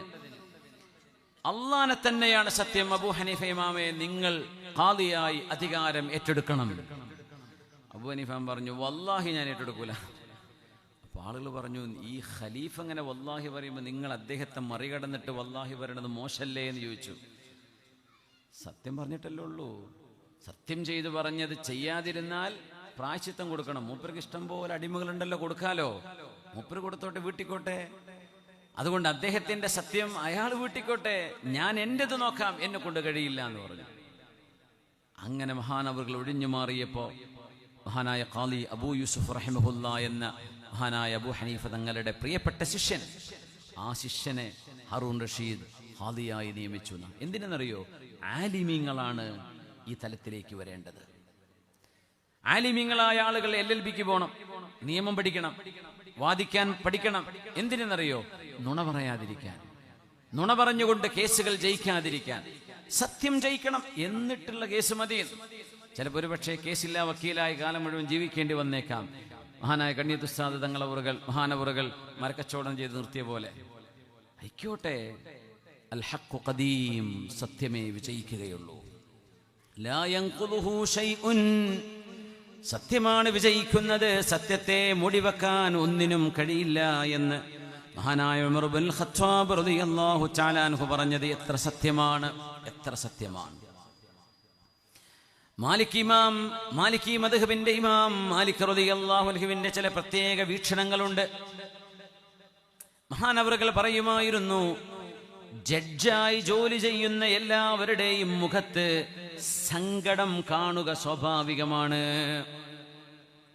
എന്നാൽ മദീനയിൽ ജഡ്ജിമാരായി ജോലി ചെയ്ത 2 ആളുകളുടെ മുഖത്ത് ഞാൻ സങ്കടം കണ്ടിട്ടില്ല. അതുകൊണ്ട് അവരുടെ ഹദീസ് ഞാൻ സ്വീകരിക്കില്ല. അല്ലാഹ്, എങ്ങനെ ഖാദിയായി ഒരു വിധി പറഞ്ഞാൽ, പടച്ചോനെ ഞാൻ ഇന്നലെ വിധി പറഞ്ഞ അയാൾക്ക് എതിരായി ഞാൻ പറഞ്ഞത് അങ്ങനെ തന്നെയാണോ പടച്ചോനെ? എനിക്ക് തെറ്റുപറ്റിപ്പോയിട്ടുണ്ടാവോ? തെളിവ് എനിക്കെതിരായിട്ടുണ്ടാവോ? ഞാൻ പറഞ്ഞത് ശരിയാണോ എന്ന സങ്കടം ഒരു മുഅ്മിനായ ജഡ്ജിന് വരൽ അനിവാര്യമാണ്. കുല്ലു ഖാദിൻ തദ്ഹറു അലാ വജ്ഹിഹിൽ കആബ, ഏതൊരു ജഡ്ജിന്റെ മുഖത്തും ദുഃഖം വരൽ സ്വാഭാവികമാണ്. കാരണം അത് സന്തോഷിക്കാൻ പറ്റുന്ന ജോലിയല്ല. ആ ജോലി വലിയ ഉത്തരവാദിത്വമുള്ള ജോലിയാണ്. നാളെ അല്ലാഹുവിന്റെ മുമ്പിൽ കയ്യും കെട്ടി മറുപടി പറയേണ്ട ജോലിയാണ്. അതുകൊണ്ട് മദീനയിലെ ജഡ്ജിമാരിൽ 2 ആളുടെ മുഖത്ത് ഞാൻ സങ്കടം കാണാതിരുന്നപ്പോ ആ 2 പേരും ഈ ജോലി ഇത്ര ലാഘവത്തോടെ കാണുന്ന ആളുകളാണെന്ന് എനിക്ക് ബോധ്യപ്പെട്ടതിന്റെ പേരിൽ ഞാൻ അവരിൽ നിന്ന് ഹദീസ് സ്വീകരിക്കുകയില്ല എന്ന് തീരുമാനമെടുത്ത ഹദീസ് പണ്ഡിതനാണ് മാലിക്കി മദ്ഹബിന്റെ ഇമാം, മഹാനായ ഇമാമു ദാരിൽ ഹിജ്റ മാലിക് ഇബ്നു അനസ് റളിയല്ലാഹു തആല അൻഹു. മുഖത്ത് സങ്കടമില്ല. എന്തുകൊണ്ട്? അവർക്കതിൻ്റെ ഉത്തരവാദിത്വത്തിൻ്റെ ബോധം വന്നിട്ടില്ല. അങ്ങനത്തെ ആളുകളുടെ ഹദീസ് എനിക്ക് വേണ്ട. മാലിക് ഇമാമിൻ്റെ വലിയ വീക്ഷണങ്ങളുണ്ട്. അയ്യൂബ് സഖ്തിയാനി തങ്ങളെക്കുറിച്ചൊക്കെ നമ്മൾ മനസ്സിലാക്കിയിട്ടുണ്ട്. നിങ്ങൾ വേറെ കേട്ടിട്ടുണ്ടാവുന്നത്. അയ്യൂബ് സഖ്തിയാനി തങ്ങളുടെ ഹദീസ് ഇമാം മാലിക് എന്നവർ സ്വീകരിക്കാൻ തുടങ്ങിയത് മഹാനവറുകൾ ഹജ്ജിന് വന്നതിന് ശേഷം. അയ്യൂബ് സഖ്തിയാനി എന്ന് പറഞ്ഞാൽ വലിയ കറാമത്തുള്ള മഹാനാണ്. മക്കയിലേക്ക് എത്തുമ്പോഴേ കൂടെ വന്ന ആളുകളോട് സഖ്തിയാൻ നാട്ടുകാരോട് പറയാൻ, കറാമത്ത് കറാമത്ത് എന്ന് കേട്ടിട്ടുണ്ടോ എന്ന് ചോദിച്ചു. ഒരു പറഞ്ഞു, ചിലർ പറഞ്ഞുണ്ട്, ചിലർ പറഞ്ഞില്ല. ഞാൻ നോക്കിക്കോളൂ എന്ന് പറഞ്ഞു. മക്കയോടടുത്ത് നിൽക്കുമ്പോൾ ഒരു പാറയിൽ വിരൽ വെച്ചിട്ട് പറഞ്ഞു, ഈ പാറയിൽ നിന്ന് ഞാൻ വെള്ളം കാണിച്ചു തരാം, പക്ഷെ ഞാൻ മരിക്കണവരെ ഈ കണ്ട കാര്യം ആരോടും പറയാൻ പാടില്ല. അങ്ങനെ മഹാനവറുകൾ ബിസ്മില്ലാഹിർ റഹ്മാനിർ റഹീം എന്ന് പറഞ്ഞ് പാറയിൽ വിരൽ വെച്ചമർത്തി. മഹാനായ താബിഈങ്ങളുടെ കാലത്ത് കഴിഞ്ഞുപോയ പ്രഗത്ഭൻ കൈയെടുത്തപ്പോൾ അവിടുന്ന് വെള്ളം അണപൊട്ടി ഒഴുകി. ആ വെള്ളം കൂടെയുള്ള ആളുകളൊക്കെ കുടിച്ചു. എല്ലാവരുടെ ആവശ്യം കഴിഞ്ഞപ്പോൾ അവിടെ കൈവച്ചു വീണ്ടും അതേപോലെ ബിസ്മി ചൊല്ലി ആ വെള്ളം അവിടെ നിന്നു. അങ്ങനത്തെ ഇൻസ്റ്റന്റ് അല്ലാഹുവിൻ്റെ കറാമത്ത് കാണിച്ച വലിയ അയ്യൂബ് സഖ്തിയാനി തങ്ങൾ. എന്നിട്ടും ഇമാം മാലിക് എന്നവർ മഹാനവറുടെ ഹദീസിന്റെ റിവായത്തുകൾ സ്വീകരിച്ചിരുന്നില്ല എന്നാണ്. എന്തേ കാരണം എന്നറിയോ? ഖൽബിന്റെ ഉള്ളിൽ അള്ളാഹുവിൻ്റെ റസൂലിനോട് മഹബ്ബത്തുണ്ടോ എന്ന് ബോധ്യപ്പെടാത്തതിൻ്റെ പേരിൽ. സുബ്ഹാനല്ലാഹ്. ഫലമ്മ ഹജ്ജ ഹജ്ജതഹു, മഹാനായ അയ്യൂബ് സഖ്തിയാനി തങ്ങൾ ഹജ്ജിന് വന്നപ്പോൾ മാലിക് ഇമാം എന്ന മക്കയിലുണ്ട്. മാലിക് ഇമാം പറയാ, ഈ മഹാന്റെ ഹദീസുകൾ എനിക്ക് വേണം, പക്ഷെ ഈ ആളതിന് ക്വാളിഫൈഡ് ആണോ അല്ലേ എന്ന് എനിക്കറിയില്ലല്ലോ. അതുകൊണ്ട് ഞാൻ കുൻതു അർമുഖുഹു, ഞാൻ അദ്ദേഹത്തെ ശരിക്കും നിരീക്ഷിക്കുകയായിരുന്നു മക്കയിലെ. ഹജ്ജ് കഴിഞ്ഞിട്ട് നിസ്കാരത്തിൻ്റെ അടിയിലൊക്കെ അയ്യൂബ് സഖ്തിയാനിയെ ദൂരെ നിന്ന് ഇമാം മാലിക് എന്നവരിങ്ങനെ വീക്ഷിക്കാൻ തുടങ്ങി. ഈ കറാമത്തുള്ള മഹാനായിട്ട് പോലും ഹദീസ് മുഅത്തയിലെ റിവായത്തുകളിൽ അയ്യൂബ് സഖ്തിയാനി തങ്ങളുടെ ഏതാനും കുറച്ച് റിവായത്തുകളെ ഉള്ളൂ. അത് സ്വീകരിക്കാൻ ഇമാം മാലിക് എന്നവർ കണ്ട ന്യായം നോക്കണം. അതാണ് അത്ഭുതം. മഹാനവറുകൾ പറയാണ്, കുഞ്ചോർമുഖുഹു, ഞാൻ അയ്യൂബ് സഖ്തിയാനിയെ ശരിക്കിങ്ങനെ വീക്ഷിക്കുമ്പോൾ കുല്ലമാ ദുഖിറ റസൂലുള്ളാഹി സ്വല്ലല്ലാഹു അലൈഹി വസല്ലമ അജ്ഹശ ബിൽ ബുകാ, അള്ളാഹുവിൻ്റെ റസൂലിൻ്റെ പേര് മുഹമ്മദ് റസൂലുള്ളാഹ് എന്ന് മക്കായുടെ പള്ളിയിൽ പറയപ്പെടുമ്പോൾ, മക്കയിലെ പള്ളിയിൽ നടക്കുന്ന ദർസുകളിൽ ഹബീബായ നബി തങ്ങളുടെ ഹദീസ് പറയപ്പെടുമ്പോൾ, ഹബീബിൻ്റെ പേര് പറയപ്പെടുമ്പോൾ ഈ മഹാൻ പൊട്ടി പൊട്ടി തേങ്ങി തേങ്ങി കരയുന്നത് ഞാൻ കണ്ടു. അവിടെ മുതലാണ് കതബതു അൻഹു, അത് ഞാൻ കണ്ട് ബോധ്യപ്പെട്ടതിന് ശേഷമാണ് അയ്യൂബ് സഖ്തിയാനിയുടെ ഹദീസ് ഞാൻ സ്വീകരിക്കാൻ തുടങ്ങിയത് എന്ന് പറഞ്ഞതും ഇതേ മഹാൻ തന്നെ. മുഖത്ത് സങ്കടം കാണാത്തതിൻ്റെ പേരിൽ 2 ജഡ്ജിമാരുടെ ഹദീസുകൾ ഞാൻ സ്വീകരിക്കില്ല എന്ന് പറഞ്ഞ അതേ മഹാൻ അയ്യൂബ് സഖ്തിയാനി എന്ന അള്ളാഹുവിൻ്റെ വലിയ പുണ്യ നബി തങ്ങളുടെ പേര് കേട്ടിട്ട് പൊട്ടിക്കരയുന്നത് കണ്ടപ്പോൾ ഫകതബതു അൻഹു, അവിടെ മുതൽ ഞാൻ മഹാന്റെ ഹദീസ് സ്വീകരിക്കാൻ തുടങ്ങി. ഇതൊക്കെ മദ്ഹബിൻ്റെ ഇമാമിങ്ങളാണ്, അവരുടെ ഇജ്തിഹാദുകളാണ് ഇതൊക്കെ. യാ അല്ലാഹ്, അത്രയും പരിശുദ്ധമാണ് നമ്മുടെ ഹദീസുകൾ എന്ന് മനസ്സിലാക്കണം. ഈ ഹദീസുകൾ ഇങ്ങനെ വെറുതെ കേട്ടത് മുഴുവൻ എടുത്താൽ ആര് പറഞ്ഞു എന്നത് വലിയൊരു വിഷയമാണ്. എന്ത് പറഞ്ഞു എന്നതല്ല, പറയുന്ന ആളിൻ്റെ വ്യക്തിത്വം. ഇതാണ് ശരീഅത്തുൽ ഇസ്ലാമിൻ്റെ വലിയൊരു മനോഹാരിത. ഹദീസ് ലഈഫാകുന്നതും ഹദീസ് സ്വഹീഹാവുന്നതും ഒക്കെ വലിയൊരളവോളം അത് പറയുന്ന ആളിൻ്റെ വ്യക്തിത്വത്തിനനുസരിച്ചാണ്. അതുകൊണ്ട് കആബത്ത് ഫലം യകുൻ മാലികുൻ യർവി അൻ ദൈനിക റജുലൈൻ, മുഖത്ത് സങ്കടം കാണാതിരുന്ന ആ 2 ആളുകളുടെ ഹദീസുകൾ ഇമാം മാലിക് എന്നവർ സ്വീകരിക്കാറില്ലായിരുന്നു എന്ന് മഹാനായ ഇമാം മാലിക് തങ്ങളെ സംബന്ധിച്ച് പറഞ്ഞിട്ടുണ്ട്. മഹാനായ മുആവിയ ഇബ്നു അബീ സുഫിയാൻ റളിയല്ലാഹു അൻഹു, ഖുലഫാഉർ റാഷിദീങ്ങൾക്ക് ശേഷം ഖലീഫയായി വന്ന ഷാം ഹെഡ്ക്വാർട്ടേഴ്സ് ആയിട്ട് ഭരണം നടത്തിയ മുആവിയ റളിയല്ലാഹു അൻഹു, മുആവിയ ഇബ്നു അബീ സുഫിയാൻ ഇബ്നു ഹർബ് റളിയല്ലാഹു അൻഹുമാ, മഹാനായ മുആവിയ തങ്ങളുടെ മുമ്പിൽ വന്നിട്ട് ഒരാൾ പറഞ്ഞു, ലൻ നഖ്ബലൽ ദുൽം. മുആവിയ എന്ന ഖലീഫ 10-12ഓളം രാജ്യങ്ങളുടെ നേതാവാണ്. മുആവിയ റളിയല്ലാഹു അൻഹു അവരോട് പറഞ്ഞു, മുആവിയ തങ്ങളെ, അനീതി ഞങ്ങൾ അംഗീകരിക്കുകയില്ല. ഭരണാധികാരിയോട് നേരിട്ട് വന്ന് പറയാൻ, നിങ്ങൾ എന്ത് വിധിച്ചാലും അനീതിയാണോ ഞങ്ങൾ സമ്മതിക്കുകയില്ല. ഇത് പറഞ്ഞപ്പോ ഹൽ തസ്തീഉ റദ്ദഹു, ഞാൻ പറയുന്ന വിധിന്യായം തെറ്റാണെങ്കിൽ, അനീതിയാണെങ്കിൽ ആ അനീതിയെ തടുക്കാൻ നിങ്ങളെ കൊണ്ടാകുമോ? മുആവിയ തങ്ങളെ ചോദിച്ചതാണ്. ഇത് ബുദ്ധിമുട്ടാക്കാൻ വേണ്ടി ചോദിച്ചതല്ല, അയാളുടെ ഉള്ളറിയാൻ വേണ്ടി ചോദിച്ചതാ. ഞാൻ അങ്ങനെ അനീതിയോടുകൂടെ അനീതിയായി വിധി പറയുകയാണെങ്കിൽ ആ നിയമത്തെ തടുക്കാൻ നിങ്ങളെ കൊണ്ട് കഴിയുമോ? അദ്ദേഹം പറഞ്ഞു, അമീറുൽ മുഅ്മിനീനെ, ആടിനെ അറുക്കുന്നത് നിങ്ങൾ കണ്ടിട്ടുണ്ടോ? ആ ആടിനെ അറുത്തു കഴിഞ്ഞാൽ ആ ആടിന്റെ കഴുത്ത് മുറിഞ്ഞ് ചോരൊലിക്കുമ്പോൾ ആ പച്ചപ്പാവം മൃഗം അതിന്റെ കാലിട്ടടിക്കുന്നത് കാണുന്നില്ലേ? തന്നോട് കാണിച്ച ദുൽമ് ഞാൻ അംഗീകരിക്കുന്നില്ല എന്നത് വിളിച്ചു പറയുന്നതിന്റെ അടയാളമാണത്. ബഹുമാന്യരായ മുഖ്താർ തങ്ങളവറുകളെ വേദിയിലേക്ക് വരാണ്. ഇൻഷാ അല്ലാഹ് തങ്ങൾ ഭക്ഷണം കഴിച്ചിട്ട് വരും. ഇൻഷാ അല്ലാഹ് നമ്മുടെ പ്രാർത്ഥനയ്ക്ക് തങ്ങൾ നേതൃത്വം നൽകും. ഇൻഷാ അല്ലാഹ് സമയമായല്ലോ, 10:30 മണിയാകുമ്പോഴേക്കും നിർത്തണം നിർബന്ധമായിട്ടും. നമ്മുടെ സമയം വളരെ ക്രൂഷ്യലാണ്. തങ്ങൾ എത്തിക്കഴിയുമ്പോഴേക്കും ഞാൻ നിർത്തുവേ. ഇൻഷാ അല്ലാഹ് തങ്ങൾ വരൂലേ? ഇൻഷാ അല്ലാഹ് ലൻ നഖ്ബല ളുൽമ, ഞങ്ങൾ അനീതി ഒരിക്കലും വെച്ചു പൊറുപ്പിക്കുകയില്ല എന്ന് മുആവിയ റളിയല്ലാഹു അൻഹുവിന്റെ കൊട്ടാരത്തിൽ വന്നുകൊണ്ട് ആസ്ഥാനത്ത് വന്ന് പറഞ്ഞപ്പോ ഹൽ തസ്തതീഉ റദ്ദഹു, ആ ളുൽമിനെ അതിജയിക്കാനോ അതിനെ തള്ളിക്കളയാനോ അതിനെ തടഞ്ഞു വെക്കാനോ നിങ്ങളെ കൊണ്ടാകുമോ സഹോദരാ? ഇത് പറഞ്ഞപ്പോഴാണ് പറയുന്നത്, ഞങ്ങൾക്ക് സഹിക്കാൻ ഒരുപക്ഷെ തടുക്കാനും തള്ളിക്കളയാനും കഴിഞ്ഞില്ലെന്ന് വരാം, പക്ഷേ ഞങ്ങൾ ഞങ്ങളുടെ പ്രതിഷേധം അറിയിക്കുകയാണ്. ഏതുപോലെ അറുക്കപ്പെടുന്ന മൃഗം അതിൻ്റെ അറവ് കഴിഞ്ഞാൽ അതിൻ്റെ കാലിട്ടടിക്കുന്നത്, തന്നോട് ചെയ്ത ഈ അറവെന്ന ദുൽമിന് ഞാനതിനെ സമ്മതിക്കുന്നില്ല എന്ന് ആ മൃഗം ഒന്ന് വിളിച്ചു പറയലാണ്.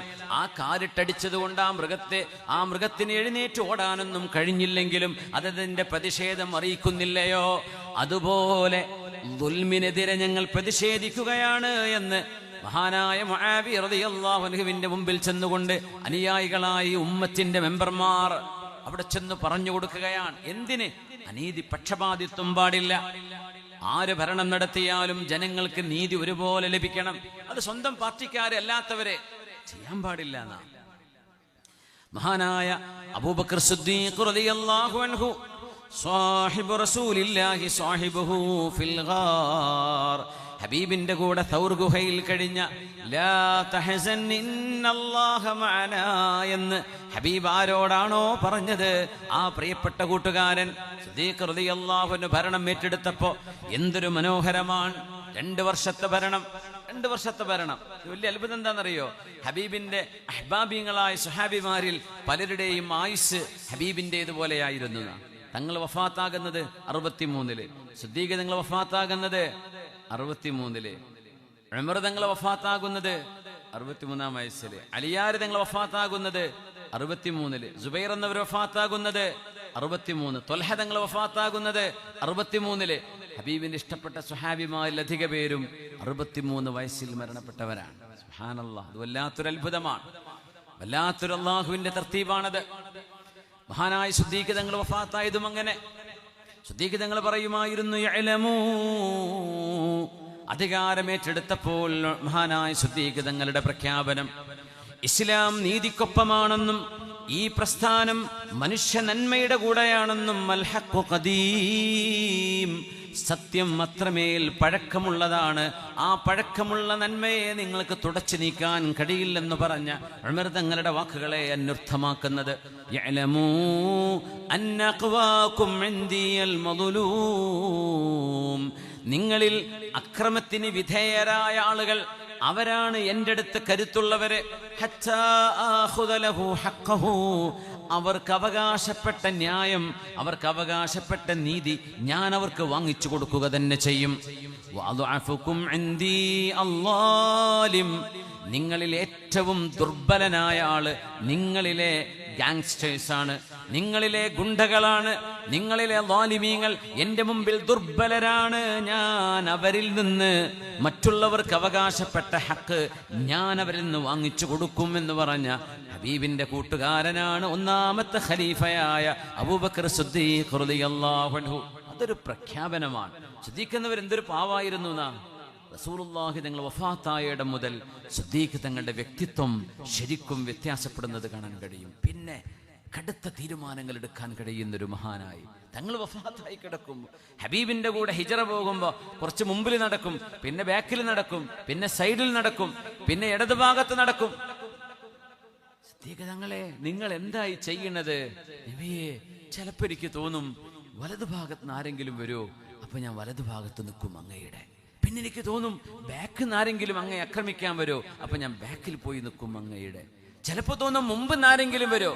മദീനയിലേക്ക് ഹിജ്റ പോവുക, ആരും പോയിട്ടില്ലാത്ത വഴികളിലൂടെ. അങ്ങനെ ഹബീബിന് സ്വല്ലല്ലാഹു അലൈഹി വസല്ലം തങ്ങൾക്ക് സുരക്ഷിതത്വം കൊടുത്ത മഹാനായ സിദ്ദീഖ് റളിയല്ലാഹു അൻഹു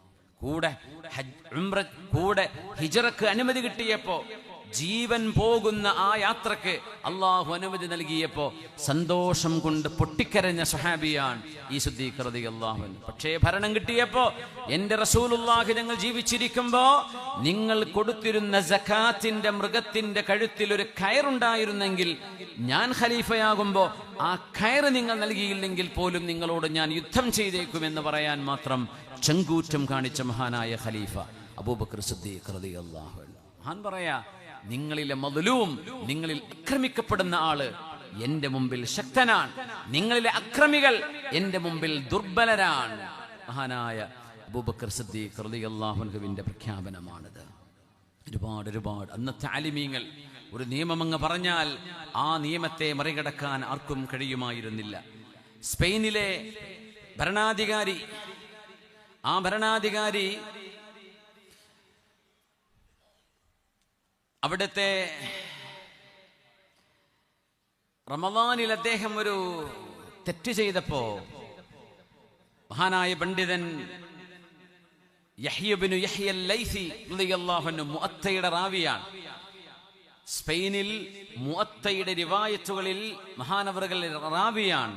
അൻ യഹ്യ ഇബ്നു യഹ്യ അൽ-ലൈസി അൻ മാലിക് ഇമാമിൽ നിന്ന് നേരിട്ട് ഹദീസ് പഠിച്ച ശിഷ്യനാണ് മഹാനായ യഹ്യ ഇബ്നു യഹ്യ അൽ-ലൈസി റഹ്മത്തുള്ളാഹി അലൈഹി. അദ്ദേഹം സ്പെയിനിലായിരുന്നു, അന്ദുൽസിലായിരുന്നു. അപ്പൊ അന്നത്തെ ഭരണാധികാരി, അവിടുത്തെ ഖലീഫ്, അവിടുത്തെ അമീറായിരുന്ന മനുഷ്യൻ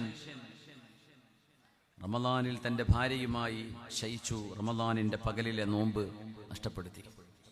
അപ്പൊ എന്താണ് പ്രായശ്ചിത്തം എന്നതിനെ കുറിച്ച് അന്നത്തെ ആലിമീങ്ങൾ വിളിച്ചു വരുത്തി അദ്ദേഹം ചോദിച്ചു. ആലിമീങ്ങളൊക്കെ പറഞ്ഞു 3 ചോയ്സ് ഉണ്ട് എന്ന് പറഞ്ഞു. അന്ന് അവരുടെ ഫിഖ്ഹിൽ, അവരുടെ വീക്ഷണത്തിൽ അങ്ങനെയാണ് അതിനെ സംബന്ധിച്ച് അവർ പറഞ്ഞത്. എങ്ങനെ? ഒന്നുകിൽ അടിമകളെ മോചനം ചെയ്യാം, ഒരടിമയെ മോചിപ്പിക്കുക, അല്ലെങ്കിൽ 60 മിസ്കീന്മാർക്ക് ഭക്ഷണം കൊടുക്കുക, അല്ലെങ്കിൽ 2 മാസം നോമ്പെടുക്കുക. ഇതിലേതെങ്കിലും ഒന്ന് ചെയ്താൽ നിങ്ങളുടെ പ്രായശ്ചിത്തം വീടും എന്ന് അന്നത്തെ ഫുഖഹാക്കൾ മറുപടി പറഞ്ഞപ്പോ മഹാനായ യഹ്യ ഇബ്നു യഹ്യ അൽ-ലൈസി തങ്ങൾ പറഞ്ഞു, ഭരണാധികാരി പകലിൽ ജിമാഅ ചെയ്തിട്ട് നോമ്പ് മുറിച്ചല്ലേ, അയാൾക്ക് ഈ ഖിയാറുകളൊന്നുമില്ല, ഒരു ചോയ്സും ഇല്ല, 2 മാസം തുടർച്ചയായി നോമ്പെടുക്കണം എന്ന് പറഞ്ഞു. അത് മാത്രമേ ഉള്ളൂ നിയമം എന്ന് പറയും. അപ്പൊ അടിമയും അതൊന്നും മൂപ്പർക്ക് പറഞ്ഞതല്ല എന്ന് പറയും. മൂപ്പർക്ക് എത്ര അടിമകളെ മോചിപ്പിച്ചിട്ട് റമദാൻ മുഴുവൻ ഫസാദാക്കി കൂടെ? എന്തിന് ശർഅ നിയമം വെച്ചു? ആ തെറ്റിലേക്ക് പോകാതിരിക്കാൻ, റമദാനിന്റെ പകലിനെ ഫസാദാക്കാതിരിക്കാൻ. ഇയാൾക്ക് 60 മിസ്കീനോ 6000 മിസ്കീന്മാർക്ക് ഭക്ഷണം കൊടുക്കാൻ പൈസ ഇയാളുടെ കയ്യിലുണ്ടല്ലോ, അതുകൊണ്ട് അയാൾക്ക് ആ നിയമം ബാധകമല്ല. ഇയാളിനി റമദാനിനെ ഫസാദാക്കാതിരിക്കണമെങ്കിൽ അയാൾ 2 മാസം നോമ്പെടുക്കുക മാത്രമേ അയാൾക്ക് പരിഹാരമുള്ളൂ. ഒന്നുകിൽ ഇത്, അല്ലെങ്കിൽ അത്. ഈ നിയമം ഈ ഭരണാധികാരിക്ക് ബാധകമല്ല എന്ന് യഹ്യ ഇബ്നു യഹ്യ അൽ-ലൈസി എന്ന് പറയുന്ന ഇമാം മാലിക് എന്നവരുടെ ശിഷ്യൻ കൊടുത്ത ഫത്വയാണ്. ആ ഫത്വക്ക് സ്പെയിനിന്റെ അമീറിന് വഴങ്ങേണ്ടി വന്നു. സുബ്ഹാനല്ലാഹ്.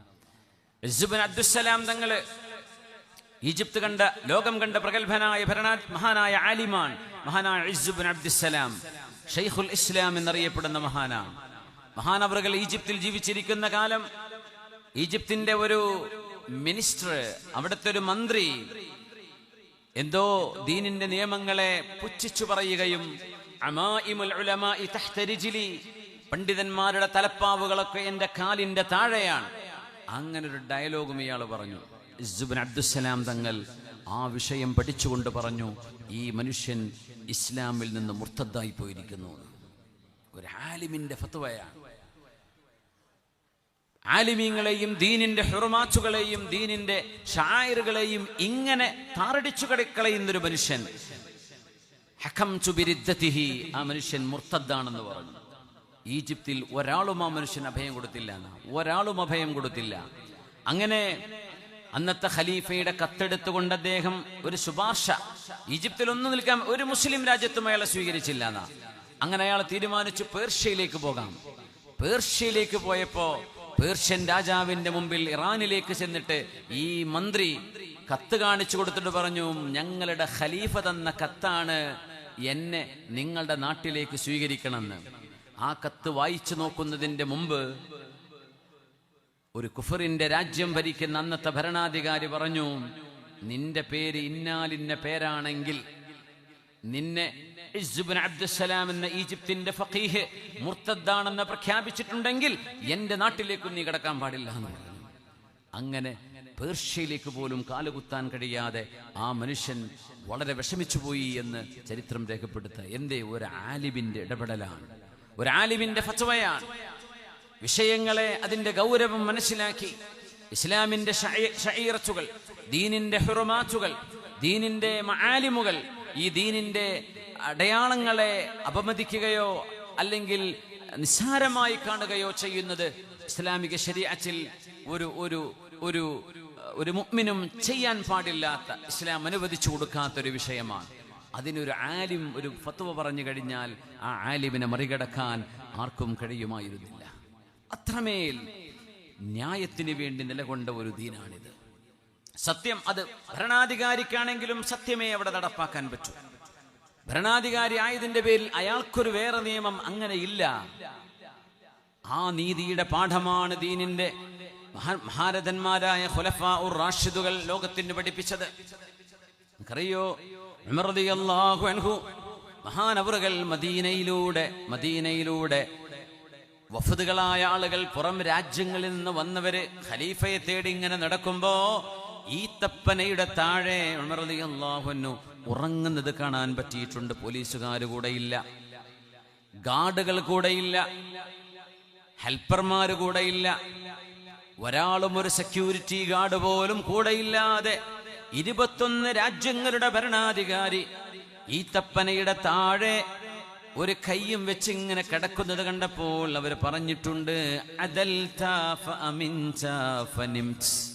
ഉമറേ, നിങ്ങൾ നീതി നടപ്പാക്കിയപ്പോൾ നിങ്ങളുടെ രാജ്യം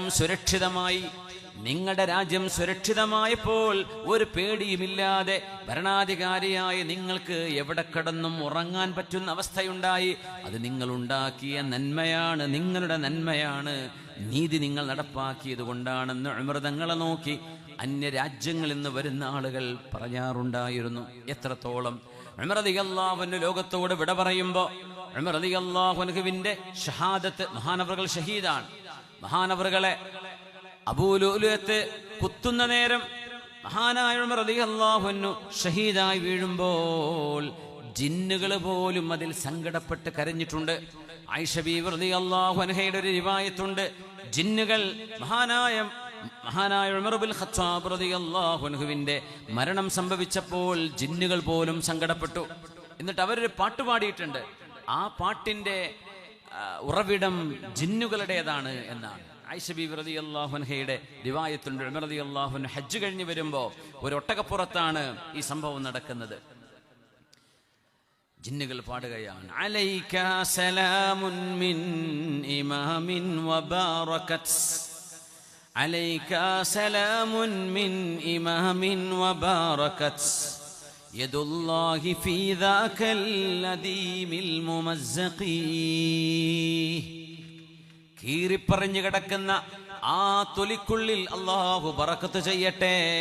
ഞങ്ങളുടെ നേതാവായ ഉമറേ, നിങ്ങൾക്ക് സലാം, ഞങ്ങൾ യാത്ര പറയുകയാണ് നിങ്ങളോട്. ആയിഷ ബീവി റളിയല്ലാഹു അൻഹയാണ് ഇത് ഉദ്ധരിക്കുന്നത്. ഉമർ തങ്ങളെ കുറിച്ച് ഇങ്ങനെ ഈ പാട്ട് 2-3 വരികൾ വേറെയുണ്ട്. ഞങ്ങളിങ്ങനെ നോക്കി നിന്നു. ഒരൊട്ടകപ്പുറത്ത് നിന്നാണ് ഈ പാട്ടിങ്ങനെ കേൾക്കുന്നത്. നോക്കുമ്പോ പാട്ട് പാടിയ ആളെയും കാണാനില്ല, ഒട്ടകത്തെയും കാണാനില്ല. അപ്പോഴാണ് ഞങ്ങൾ മനസ്സിലാക്കിയത് അത് ജിന്നുകളുടെ ഹുതാഫ്, ജിന്നുകൾ വിളിച്ചു പറയുകയായിരുന്നു. ആരെക്കുറിച്ച്? ഉമർ തങ്ങളെക്കുറിച്ച്. ആ നീതി ജിന്നുകൾക്ക് പോലും അനുഭവിക്കാൻ കഴിയുന്ന വിധം ഈ ജിന്നുകളുടെ വരികൾ മഷ്ഹൂറത്താണ്, വളരെ പ്രസിദ്ധമാണ്.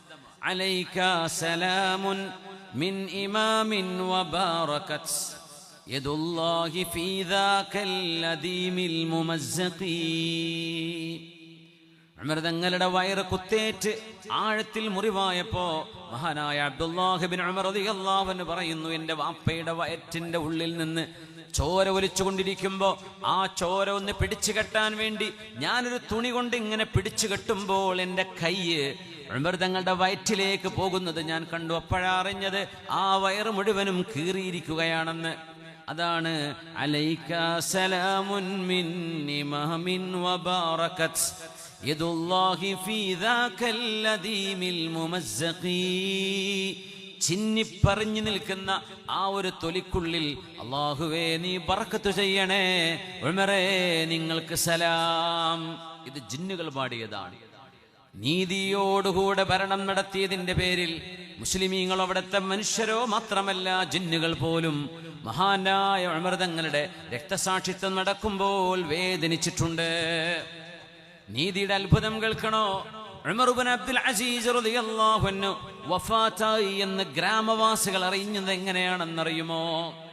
2.5 വർഷം ഭരണം നടത്തിയ അമവി ഭരണാധികാരി രണ്ടാം ഉമർ, ഇത് ഉമർ ഇബ്നുൽ ഖത്താബ് തങ്ങളുടെ 2ാം പതിപ്പാണ് എന്ന് ചരിത്രം പറഞ്ഞ ഒരു കാലഘട്ടത്തിന്റെ 1-ാം നൂറ്റാണ്ടിന്റെ മുജദ്ദിദ് എന്ന് മഹാന്മാർ ബിഇജ്മാഇൽ ഉലമാ, പണ്ഡിതന്മാർക്കിടയിൽ അഭിപ്രായ വ്യത്യാസമില്ലാതെ മുജദ്ദിദുൽ മിഅത്തിൽ ഊലാ, 1-ാമത്തെ 100-ാം ആണ്ടിന്റെ മുജദ്ദിദ് മഹാനായ ഉമർ ഇബ്നു അബ്ദുൽ അസീസ് റളിയല്ലാഹു അൻഹു ആണെന്നാണ്. ആ മഹാനായ ഉമർ ഇബ്നു അബ്ദുൽ അസീസ് തങ്ങളെ ലോകത്തോട് വിട പറഞ്ഞത് നാട്ടിൻ പുറങ്ങളിലെ മനുഷ്യരറിയുന്നത് പത്രങ്ങളില്ലാത്ത കാലത്ത്, ഫേസ്ബുക്ക് ഇല്ലാത്ത കാലം, സോഷ്യൽ മീഡിയ ഇല്ലാത്ത കാലത്ത് മഹാനായ ഉമർ ഇബ്നു അബ്ദുൽ അസീസ് റളിയല്ലാഹു അൻഹു ഷാമിൽ വഫാത്തായിട്ടുണ്ട് എന്ന വിവരമറിയുന്നത് ആ നാട്ടിലെ ആടുകളെ മേച്ചു നടക്കാൻ പോകുന്ന ആട്ടിടയന്മാർ പറഞ്ഞു. എന്താ പറഞ്ഞെന്നറിയോ? എന്താ പറഞ്ഞത്? ഞങ്ങളുടെ ആടുകളെ പിടിക്കാൻ ചെന്നായ്ക്കൾ വരാൻ തുടങ്ങിയിട്ടുണ്ട്. ഉമർ ഇബ്നു അബ്ദുൽ അസീസ് തങ്ങൾ എന്ന നീതിമാനായ ഭരണാധികാരി ഭരണം നടത്തുമ്പോ ഒരു ചെന്നായ പോലും ഒരാടിനെയും ആക്രമിച്ചിരുന്നില്ല.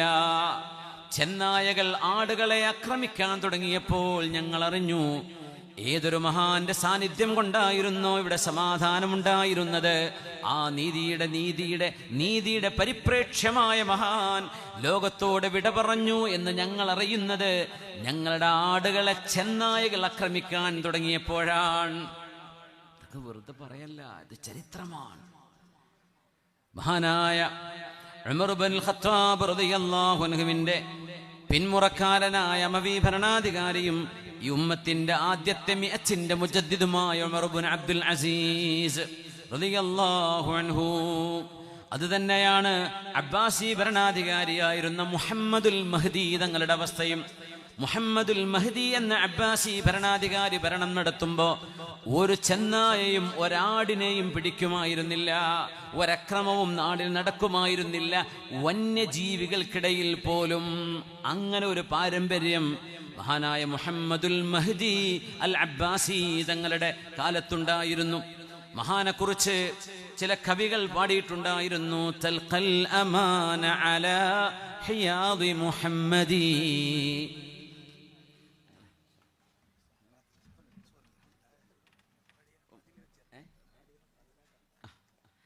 മഹാനായ മുഖ്താർ തങ്ങൾ അവിടെ എത്തിയിട്ടുണ്ട്. ഇൻഷാ അല്ലാഹ് നമ്മൾ ദുആ ചെയ്ത് പിരിയാണ്. ഞാൻ പെട്ടെന്ന് അവസാനിപ്പിക്കാം.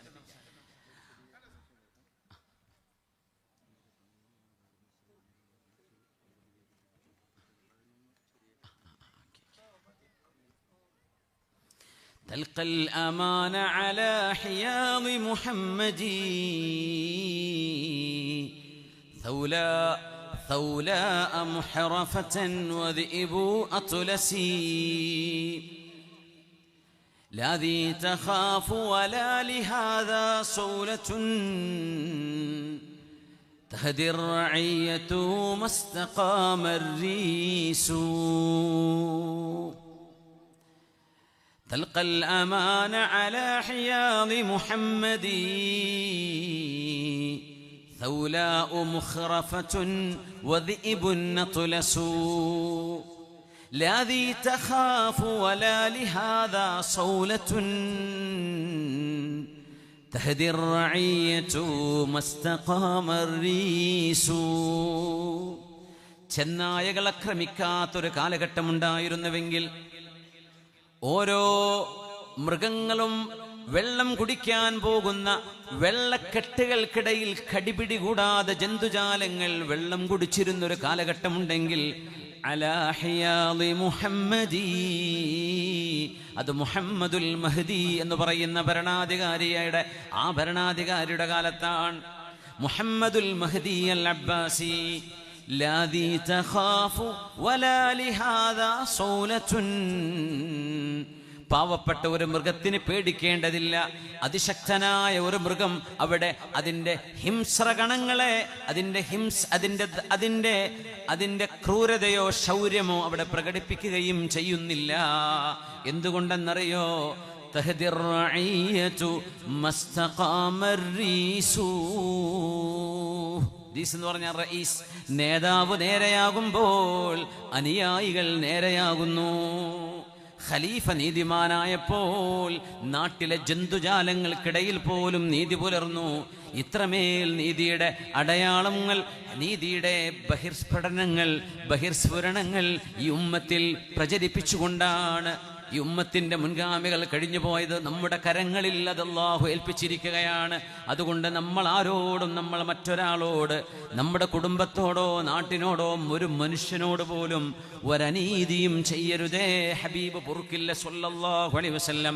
കേസുകൾക്ക് പണമടക്കാൻ നിങ്ങളുടെ കയ്യിൽ പണമുണ്ടായിരിക്കാം, വാക്ചാരുതിയുള്ള വക്കീലുമാരെ നിയമിക്കാൻ നിങ്ങൾക്ക് കഴിയുമായിരിക്കാം, കോടികൾ കൈക്കൂലി കൊടുത്ത് നിങ്ങൾക്ക് കേസ് നടത്താൻ കഴിവുണ്ടായിരിക്കാം. പക്ഷേ ഓർക്കണേ, നിങ്ങൾ ആരോടാ കളിക്കുന്നത്? മാലിക് യൗമിദ്ദീൻ.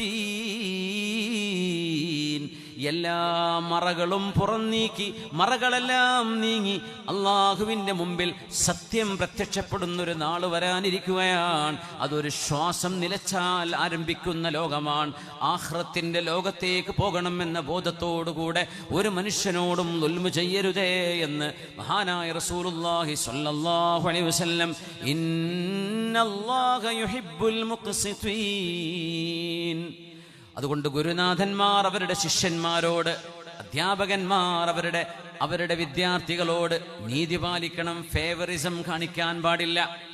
രാഷ്ട്രീയ നേതാക്കന്മാർ അധികാരത്തിലെത്തുമ്പോൾ തൻ്റെ മണ്ഡലത്തിലോ പഞ്ചായത്തിലോ വാർഡിലോ ഉള്ള മനുഷ്യരോട് അവരുടെ പാർട്ടിയോ അവരുടെ രാഷ്ട്രീയമോ നോക്കാതെ നീതിക്ക് വേണ്ടി നിലകൊള്ളേണ്ട ആളുകൾ, നിയമപാലകന്മാർ, പോലീസുകാരും പട്ടാളക്കാരും, രാജ്യത്തിൻ്റെ ഭരണം കടക്കുന്നവരും രാജ്യം നിയന്ത്രിച്ചുകൊണ്ടിരിക്കുന്നവരും എല്ലാം വലിയൊരു അമാനത്താണ് തോളിലേറ്റി നടക്കുന്നത്. ഇത് താഴെ വെച്ച് ഇറങ്ങിപ്പോകുന്നൊരു നേരം വരാനിരിക്കുകയാണ്. പടച്ചതമ്പുരാന്റെ കോടതിയിൽ കയ്യും കെട്ടി മറുപടി പറയേണ്ടി വരുമെന്ന വലിയൊരു ആശയം ലോകത്തിന് പഠിപ്പിച്ചു കൊടുത്ത പ്രസ്ഥാനമാണ് നമ്മൾ നെഞ്ചിലേറ്റി നടക്കുന്ന ലാ ഇലാഹ ഇല്ലല്ലാഹ് മുഹമ്മദുർ റസൂലുള്ളാഹിയുടെ ആ ഒരു ആശയം ലോകത്തിന് ഇത്രമേൽ വ്യക്തമായി നീതിയും സംസ്കാരവും ലാളിത്യവും സമഭാവനയും പാരസ്പര്യ ബോധവും ഇത്രമേൽ നൽകുന്ന ഒരു വെളിച്ചം, ആ വെളിച്ചം ലോകമറിയട്ടെ, ഹബീബിനെ ലോകം അറിയട്ടെ. ഹബീബായ നബി തങ്ങൾ എന്ന അർറഹ്മത്തുൽ മുഹ്ദ, ലോകത്തിന് അല്ലാഹു നൽകുന്ന കരുണയെ, ആ കരുണയെ നമ്മൾ പ്രസരിപ്പിക്കുക. ആ സുഗന്ധം പരക്കട്ടെ, ഹബീബിനെ അറിയട്ടെ. ആരാണ് റസൂലുള്ളാഹി തങ്ങൾ എന്തൊക്കെയാ പഠിപ്പിച്ചത്? ഒരു ബാത്റൂമിൽ പോകേണ്ട ആദാബുകൾ മാത്രമല്ല, അങ്ങ് സുപ്രീം കോർട്ടിനുള്ളിൽ നടക്കേണ്ട വ്യവസ്ഥകൾ പോലും ഈ ഹബീബിന്റെ ഹദീത്തുകളുടെ ചർച്ചയാണ് എന്ന മിനിമം ആശയമെങ്കിലും ഞാനും നിങ്ങളും ഉൾക്കൊള്ളുക. അതുകൊണ്ട് വസ്സുൽഹു ഖൈർ, സമൂഹത്തിൽ നന്മയുണ്ടാവട്ടെ, അടിപിടി ഉണ്ടാവരുത്. സമൂഹത്തിൽ ഭിന്നിപ്പിന്റെ വാക്കുകളാരും പറയരുത്, എഴുതരുത്, പ്രചരിപ്പിക്കരുത്. അള്ളാഹുവിന്റെ ഹബീബിന് ഇഷ്ടം നമ്മൾ ഒരുമിച്ചു നിൽക്കലാണ്. അള്ളാഹുവിന്റെ ഹബീബിന്റെ ഇഷ്ടം നമ്മുടെ ഒരുമയാണ്. അതുകൊണ്ട് ഭിന്നിപ്പുണ്ടാവരുതേ. വസ്സുൽഹു ഖൈർ. അള്ളാഹു നമ്മുടെ കൽബുകളെ ഒരുമിപ്പിക്കട്ടെ.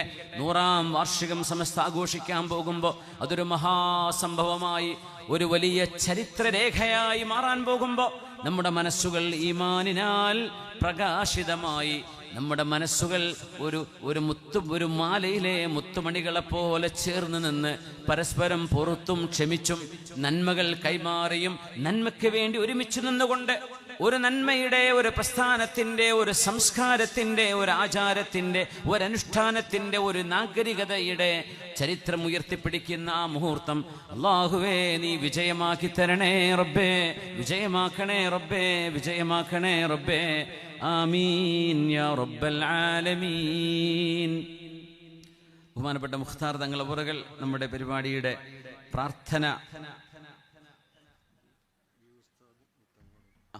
പ്രാർത്ഥനയ്ക്ക് നേതൃത്വം കൊടുക്കുകയാണ്. 3 പതിറ്റാണ്ടിലേറെയായി ഈ നാട്ടിൽ നിസ്വാർത്ഥ സേവനമനുഷ്ഠിച്ചു വരുന്ന ഈ നാട്ടിലെ എല്ലാവിധ നന്മകൾക്കും പുരോഗതിക്കും ഒരു പണക്കാരുടെയും പ്രതിഫലം കാക്ഷിക്കാതെ എല്ലാവരോടും ഒരേ നിലയിൽ പെരുമാറുന്ന സൽസ്വഭാവത്തിൻ്റെ ഉടമ ഉമർ ദാരിമി ഉസ്താദ്, അഹ്ലു ബൈത്തിലെ ശ്രേഷ്ഠർ, 4 പതിറ്റാണ്ടുകളായി ഈ നാട്ടിനും ദീനിനും സേവനം അനുഷ്ഠിച്ചുകൊണ്ട് ലവലേശം പോലും അഹങ്കാരമില്ലാതെ വളരെ ലാളിത്യത്തോടുകൂടെ ഏവരുടെയും കൂടെ പ്രവർത്തിക്കുന്ന അഭിനന്ദരായ സയ്യിദ് മുഹമ്മദ് തങ്ങൾ രണ്ടുപേർക്കും ഇവിടെ ആദരവ് നൽകുകയാണ്. ആ ചടങ്ങിന് കൂടെ നമ്മുടെ ഈ വേദി സാക്ഷിയാവുകയാണ്. രണ്ടുപേർക്കും അല്ലാഹു വലിയ അനുഗ്രഹം നൽകട്ടെ. അങ്ങനെയുള്ള പ്രതിഭകളെയാണ് സമൂഹത്തിന് വേണ്ടി ഉസ്വ, മാതൃകകളായ മനുഷ്യന്മാർ. അറിവ് നമ്മുടെ ഗ്രന്ഥങ്ങളിലുണ്ട്, അറിവ് നമ്മുടെ ക്ലാസ് റൂമുകളിലുണ്ട്.